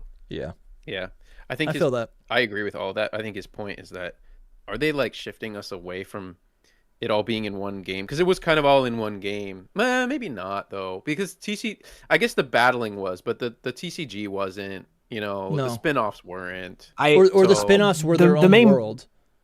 And there were no like Legends is like, I mean, it's a spin-off in a way that is like, it is still canon. It's still part of the story. It's a slightly different play style. But canon spin-off. Like I don't. Yeah, it just needs needs its main series, but it's a spin-off. It's a main series spin-off. There we go. Okay, great. Nothing about ZA is a spin-off.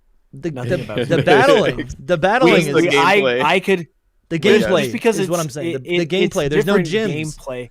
I think different starters. The proper term I think the term you're looking for is probably like core games versus it's a mainline spin-off, wider main series, or like traditional versus modern. I don't know. Sure. But experimental.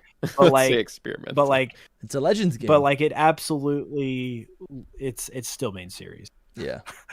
No, I totally agree. We agree. But I think with Champions specifically, it's more about the main series games were obviously, again, the main series games are one of these pockets that like people fall into, and it's probably the biggest pocket that people fall into. But then within the main series games, there was this other pocket which was competitive. And so I think Champions is clearly just like taking that pocket of competitive people and giving them their own space. So now the main series games are basically not as beholden to that scene, because it is a very important part of Pokemon that needs to be maintained and just like kept healthy and grown and all that stuff. But at the same time, it can sort of limit the main series a little bit, because it's like if you're so focused on maintaining all this balancing for the competitive side, then we can't really experiment with new fun things that could really allow the main series like pocket of people to grow. So I think by splitting them, it just is going to allow both of them to grow better than they could together. Yeah. And because they are being split, that inevitably is going to put people into different camps, where it's like the competitive people are going to flock to Champions. The main series people are going to be like, okay, well, I'm more into the main series, so I'm going to flock over here. And inevitably we're going to be a little bit separated, but we're still all the same. Like, we're still all part of the same fandom at the end of the day. Yeah. So I just think it's interesting. Just how things are shifting is all. And this ties into, right, like our conversation earlier about ports, because I'm like, if things are shifting, games are going to be releasing at I don't know, Soul, you disagree? I don't, I mean, yes, I don't totally yes, disagree. there's going to be DLC, I but need to see a little bit of proof, that's all. And we'll see. No, I'm making my argument. So yeah, nothing I say is real until it's real. I'm making the argument. I think it's. I mean, wait, I'm not trying to retread this, but I'm actually confused. This is a different conversation. Yeah, but what I was gonna say is, like, when talking about ports, when talking about what could be coming down the pipeline, I think it feels all tied to this. There's so many different offshoots of what it's like they're changing the formula. Usually one Pokemon game was able to do it all. That's not the situation. That's not the situation anymore. That's not the economy. That's not the way any of this works. So, but it's also kind of sad, because I'm just like, I don't like feeling separate from the VGC people. That's like, I think that's what I'm also trying to get across. Like, it makes me sad. I'm like, you guys are doing your thing over there. They're trying to divide us. Yeah, man. The truth is that we were always separate from them, actually. Yeah. They have always been caring about... Like, a lot of times I would be surprised to be like, oh, you just buy the games to play them, to get the Pokemon so that you can use them in battles and tournaments, and that's it. Like, you don't actually care about the games. You just want to get the Pokemon and use them. And I'm not saying that all of them do that, and I'm not saying it's like the game means nothing to those people. Still, they still play through it. But it's just, when I discovered that people do that, I was like, that's interesting. That's different. That's like, it'll be interesting. It'll be interesting to see how this might affect Wins and Waves, because there's a lot of people that buy the game so they can play in the competitive circuit, and they run through the game, finish it, just so they can like build their teams. And now they won't necessarily have to do that with Champions, but I think they're still going to want to incentivize people buying Winds and Waves, obviously. So it'll be interesting to see once Winds and Waves comes out. Obviously, that will be the new meta, the new standard. So it's like, how are they going to integrate Winds and Waves into Champions, to where it's like they still want people, like, incentivizing people to like flock to Winds and Waves? Yeah. Like, do they let you, like, I could maybe see a scenario where it's like, if you buy Winds and Waves, you can transfer the Gen 10 Pokemon into Champions right away. But like for the ranch or whatever, they might not be there for X amount of time. I think that's how it's going to work. I mean, that's kind of how it works now. It's like, if any Pokemon that you have at home, you can move them over to Champions. I guess what you're saying, though, is usually when a new Pokemon game drops, it doesn't have home compatibility for like 6 months. So if Gen 10 drops and the competitive format is, I guess, in Champions, will be just not like, how would you get those Gen 10 Pokemon right away? And Yeah, they might have to do some, or maybe I guess home could. It'll. Is there a world where home drops like a month after Gen 10 drops? Or maybe you can only transfer stuff in, but you can't stuff out. Yeah. I don't know. We really don't know. Yeah, I don't This know. is what I'm saying. It's so 'cause messy. usually I find it interesting. It's so messy. Yeah. Everyone acts like they know the Yeah, answers from 20 years ago, but I'm like, I think things there's no patterns. The patterns are done. Yeah. There was never any. Yeah, it will be. I know. Like, it'll be interesting to see how they interact. Yeah. Is the bottom line. We get 'Cause, we got to move on a little bit, but this has been a nice conversation. Pokedex 384 has been a member for 17 months. Shout out to you. You've been supporting at legendary tier. Is that a Veluza? Yeah, I see a Veluza in your profile picture. It's like a bunch of riders, but they're holding up a Veluza. That's creative. I'll say that. Good morning, Hidden Power in chat. Climbing the competitive ladder with Mega Dragalge has been a blast. Oh, here we go. Good luck to you all. Vaultin Veluza. Thank you, man. Thank you for the support. Mega Dragalge. Let's go. Yeah, love it. And then I wanted to also give a shout out to, I mean, there's a bunch of people in chat who support us, but yeah, Riri, Day, Shiny Lamb, who else? Epic Randomness, Sky Jordan King. But I don't see your name enough. Bramtastic. Hope you're doing well, man. Hope everyone's having a great day. Hope you're having a good day, Bram. Yeah, it's good to see you. I want to round off this show with a question. This comes from David. No, I'm sorry. Sorry, David. We'll get to your question next time. This comes from Stone Cold Pop in the Discord. We have a Q&A section channel in the secret Discord. If you're in there, if you're a member, you can ask questions. We'll ask them on the show. But I thought this was kind of a nice question. What's the biggest challenge with the podcast outside of subscriptions? What can we do as a community to elevate this thing and spread the good gospel of Arceus? I thought this was kind of interesting. Beautiful. And also, like, Hoops, you're new. And also, we've been doing a lot of, like, yeah, we've been kind of undergoing some changes and evolutions this year. And so, yeah, I guess I was kind of focusing on spreading the good gospel of Arceus. What can we do? And to be honest, asking questions in the Discord. We also have a channel to offer up suggestions for shows that you want to see. Obviously, I'm super excited to talk to people in the Discord. Like, honestly, truly, yeah. I think any sort of participation like that is to me, at least, warms my heart. I'm always yelling at these guys. I'm like, let's talk about things that are not that no one like. Let's talk about topics that'll lead to videos that no one will click on. And you guys are always like, well, okay, maybe we should, maybe we should do things that people will actually want to watch. And yeah, what? I think participation is a good word because like there's the obvious ways you can support, like Patreon, becoming a member or whatever, which is super appreciated. Absolutely. So thank you to anyone who does. But also you can immensely support by catching a live stream, by liking and commenting the episodes that we drop. Just engaging with whatever content we put out helps a ton. Sharing it around. Right? Sharing it around. Yeah. And to go, I think what was the name of the person that asked this? This was, let me see, Stone Cold Pop. Okay, so yeah, Pop.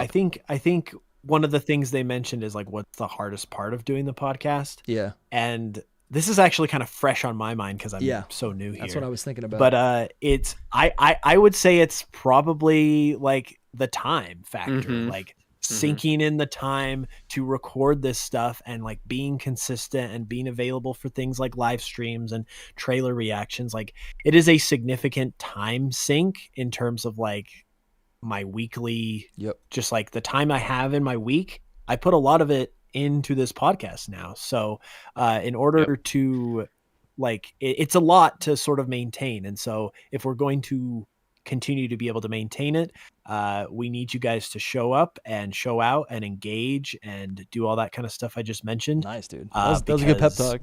It's like, it's getting me it's hyped. like we can make this like awesome Yeah. if you guys show up, because like we're here, we want to be here, Yeah. we want to show up. So if you guys show up back, then we're gonna be cruising. Yeah. So Something I often think about is Ditto.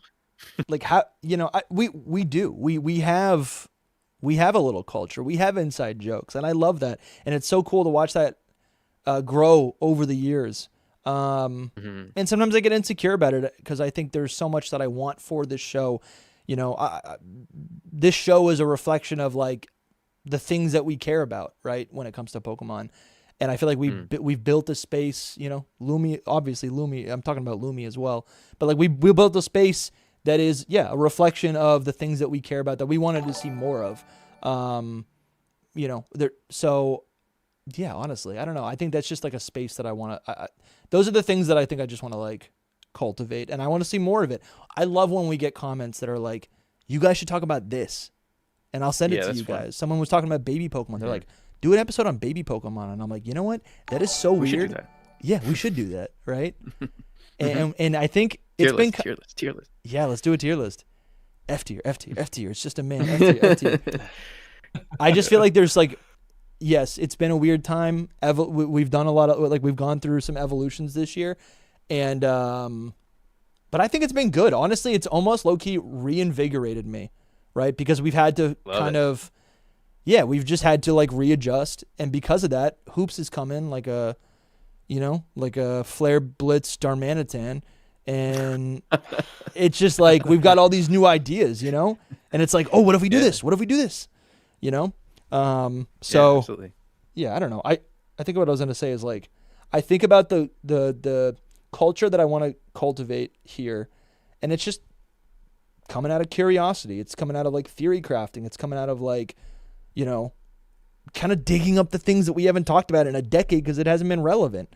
I think about, I don't know, that's all it really is. I love Pokemon, and I think it's so cool that we have a space every day in the group chat channel on the secret Discord. People are just, here's what I'm up to, you know? I love that. That makes me so happy.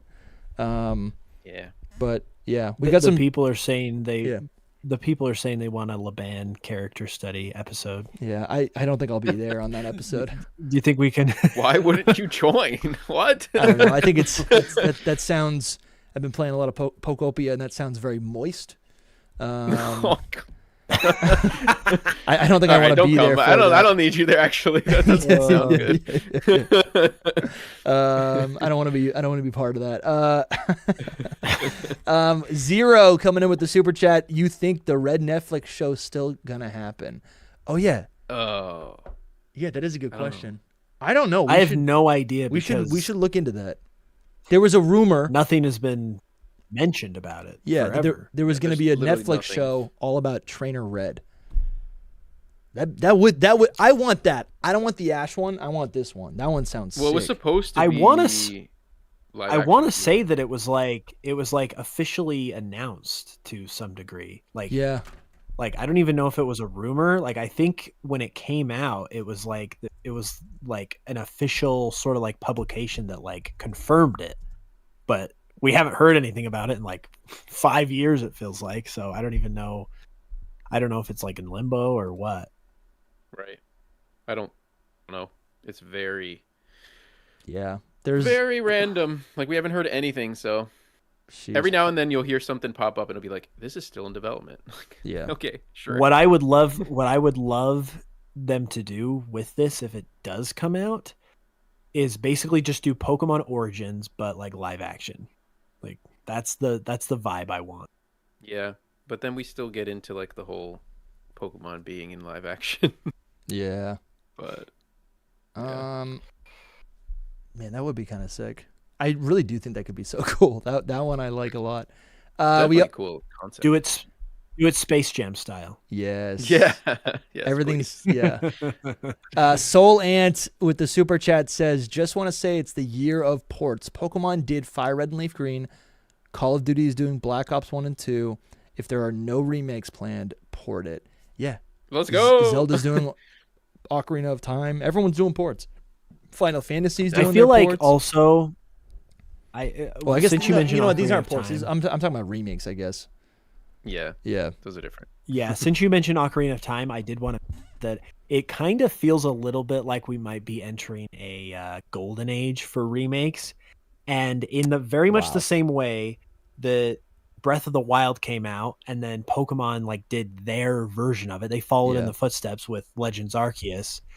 I'm hopeful that maybe we could see something similar with this Ocarina of Time remake, because it's going to be crazy. It's going to take over the world. And so I hope Pokemon looks at that and they're like, let's do that, but let's do it with like Gold and Silver. Let's They make a literally crazy Gold copy and Silver Zelda all the remake. time. I know they really So do. Yeah. it could definitely They be a really, thing. really do. That's true. Yeah. Yeah, if they see the success, I that's a hope so. good call, good shout, like for real. Like that could definitely happen. It succeeded, so let's do the same thing. Gym leader. And it would be so. Oh, go for it. Go for it. No. Read your. I was just gonna say it would be so fitting to do it with Gold and Silver specifically, because like Gold and Silver, Because they're very the much best. like Ocarina of Time, is the golden child of Pokemon. Yeah, Mhm, So- mhm, mhm. dude. Just no one saying, likes Game Johto Freak. anymore. The kids don't get it. They Well, don't get it. Going full circle back to our original conversation about, like the Pokemon old games being like outdated and kids don't want to play them. This Yeah. is the way to make them playable again. You just remake it in a full like Yeah. modern way, and people will love Johto again. Pokemon Because Johto Seed. was once the Yeah. best game ever. There was nothing bad about Johto when it first came out. Like everyone was like, this is the best game. No. I think So- Pokemon Seed is the Johto remake. It is the Kanto remake. It is all the Japanese game remakes. That's Yeah, what I I tend think. to agree. But Like it's not really, but it is like you get to go to the Mhm. region. Yeah. And it's multi-region, which is Johto's whole thing. Gym leader Jay, thank you, man, for the support. You've been a member for 5 months, and they say, keep up the incredible work, lads, from the supporter formerly known as King Nito. Listen, what's King up, King Nito. Nito? That's Thank what I love the King Nito name. That's good. I knew Um, both of these names, but I didn't realize they were the same person. Yeah. Also has Hoops played new Pokemon Snap. Let the journey live on. Yeah, we're gonna have to gift you Pokemon Snap Have you? for Christmas. I have played it, but I haven't finished it. Yeah, me I neither. got Same. to like Join the second club! or third island, Yeah, and then I didn't go back to it. Just is the it second is island? it Yeah. canon? No, it's not canon. It's Meganium. That's yeah, a that is a spin-off. spinoff. Yeah, Meganium, Pokemon Snap. Yeah, we should honestly do because we were talking about doing like That's a good like idea. gameplay streams for members, Yeah, and like finishing new Pokemon Snap. I feel like should be like number one It on the should. docket. It should Yeah, really be I something. agree. But the problem is you have to play the same freaking levels like over and over and over and over and over again. yeah. That's why you only made it to It wasn't. the It second wasn't island or like whatever. I enjoyed it. It just wasn't like compelling enough for me to go back to it when I eventually like put it Yeah. down. Because Mhm. at the end of the day, it is a pretty casual game. So I kind of put it down, and I was like, "Well, that was fun. I got my fill, and I Yeah. moved on." But it is a good game, and I would like to finish it. It is good. It is. Same. I think I just wish there was a mode where you could like stop the cart and just watch the Pokemon. But the fact That'd that be it cool. was just constantly moving, it's very stressful for me. I'm like I want to stop and just observe. You know. Have you guys played the original at all? Yeah, I played it Yes. growing up. I had it, Okay, and that was I fun. don't know. I did. I don't know. yeah. Maybe it's probably nostalgia, but like the old one's better. the original one, I don't know if it's better, but it just feels to me, thinking about it, it just feels like maybe it has more of a charm to it. But that's probably just nostalgia. I think that's talking. nostalgia. But, I like, look at it these was- pictures of Meganium, It was. and she's It never was looked fun. better. It was fun. Holy cow! in ZA. In ZA. No, I think But- this Meganium looks way better. You think this Oh, you looks know where bad? Meganium is the absolute best? Right there in Unite. Unite. Meganium is my favorite Meganium. Where in Unite? Actually, Oh, right random, here? but yeah, There's a separate. that is my yeah. favorite Meganium ever. Yeah, the model. The Um, model It's is the different. majestic. The majestic pose is Mhm. is. It's like She's- heroically Yeah, looking off into the distance. Mm-hmm. Meganium's goated, but I agree. Hoops. I think it probably is a bit of nostalgia. I think these games look beautiful, or this game looks beautiful. But there's so much like extra stuff in it that the old game didn't have. Mm. The original Pokemon Snap, and I think that's where it falters a bit, where it's just like you just go to the next map and you do it and you take the pictures. And with this, it's like all there's dialogue in between. You're going into the different room, but you're not actually moving. You're just like switching screens, and then you're doing the same map over and over again with like different objectives, which in concept feels cool, but yeah. I think here's what I'll say. I'm glad that they made this new one because it was like a long time coming, but I do feel like it's the type of game that it's like it very much feels like a one-off type of game. Like you can't make a new Pokemon Snap series where there's like 50 games. Well, it's you like could if it was if it sold 10 million copies. Yeah, they would do that. Well, they would, but gameplay wise, I don't think it has like long legs. I think it's the type of game you give us once every 10 years or 20 years or whatever. Okay. Because it's like it's got this charming, fun concept, and it is a lot of fun, and it is a good game. But it's like we're not gonna bring out a new game where you take pictures of Pokemon like every 3 years or every 2 years or whatever. No. Like I do agree with that. It's a spin-off. It's one off. It's a novelty. It's a novelty. Dude, McGann, I agree love with that. this. I don't think it should be just one though. I think they should continue to do it because there's more Pokemon. I think it would be fun to do an episode where we line up all of, maybe not every single one, but, all of these weird side gimmicks and just kind of go through them, explain them, understand them. Shadow Pokemon, what is this called? Like the Illumina Pokemon? Illumina. Like that's kind of cool. That would be kind of fun to dig into these. I feel like we've looked at these in the past, and it's like you can start to draw comparisons to other gimmicks that are in the mainline games, which is kind of fun. And there's a lot of these like weird random gimmicks in, like there's a whole mechanic in Pokemon. What is it? Pokemon Tournament. Like that would be fun. That would be kind of fun to dig into some of those. Every single battle gimmick or whatever. I'm down. It's just we haven't played them all. I'm down. No, yeah, Sammy, but there's a Bulbapedia page. Yeah, you're right. What is that? Sammy says we've got 15 years to finish the game. So yeah, I know. We're good. Oh my gosh. True. Yeah, and then someone to ask, Hoops, did you finish Pokopia yet? Did you hit credits? No, but as I said, I'm finishing it by the time. All right. Sure, DLC you did say this. So I've got until August, and I give you my What are you doing word. tonight? If I don't do that, I actually don't have anything to do tonight. Because here's the thing. I'm working on something, and I'm excited to show you guys, and it'd be nice if you had finished the game. For context. It's not Pokopia related, though, probably. No, it's not. But it'd be just kind of nice if maybe you yeah. Anyways. I'm going to finish it. It's Okay. a very good game. I've enjoyed it a lot. I just randomly put it down. It didn't. Yeah. So I still got to finish Legends EA. I can't do it. I literally can't. Rayquaza is too tough. Okay, this might be the last super chat. Squirtle Master Kenobi, thank you. Good to see your face. Hey, I made it to a stream. I really hope we get some more Pokemon news soon. Also, when are we getting Coliseum? Yeah, let's end on that. We've been talking about ports.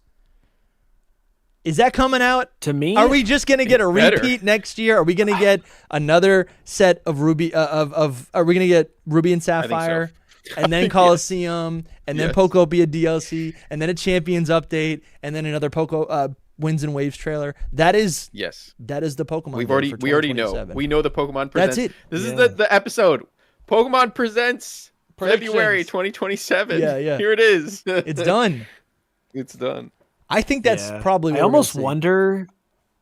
I almost wonder if they're like having some like technical issues with Coliseum, like porting it properly. Because Yeah. like, why else would you release XD first, and then it's been like 2 months already, I think, since we got XD, and there's still no sign of Coliseum whatsoever. Excuse So me. it's gotta guys, be my like- dogs are barking. Sorry about that. I don't know if chat can hear that, but sorry. Yeah, it's got to be like I don't know. Maybe they're having some trouble. It's kind of what I'm thinking. I think but yes. I think But you're right. Now I don't I think think- anymore. Like I don't know what's going on now. I think what you just said, like a repeat of this year, next year will be what will happen. Yeah. Because they're probably like, we couldn't figure this out, and it's July now. Let's just wait till Yeah. next year. Mhm. Absolutely. Guys, I think that's our show today. It's been fun to hang out with everyone.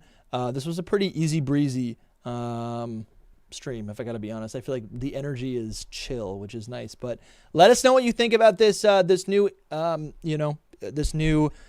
detail from the Nintendo shareholders question and answer. Nintendo DS and 3DS games may be playable on Switch 2, maybe in the future, maybe in the near future. Let us know what you think. Is this BS? What do you think? We appreciate all of the support. If you want to keep listening, if you're like, damn, I wish they're not done.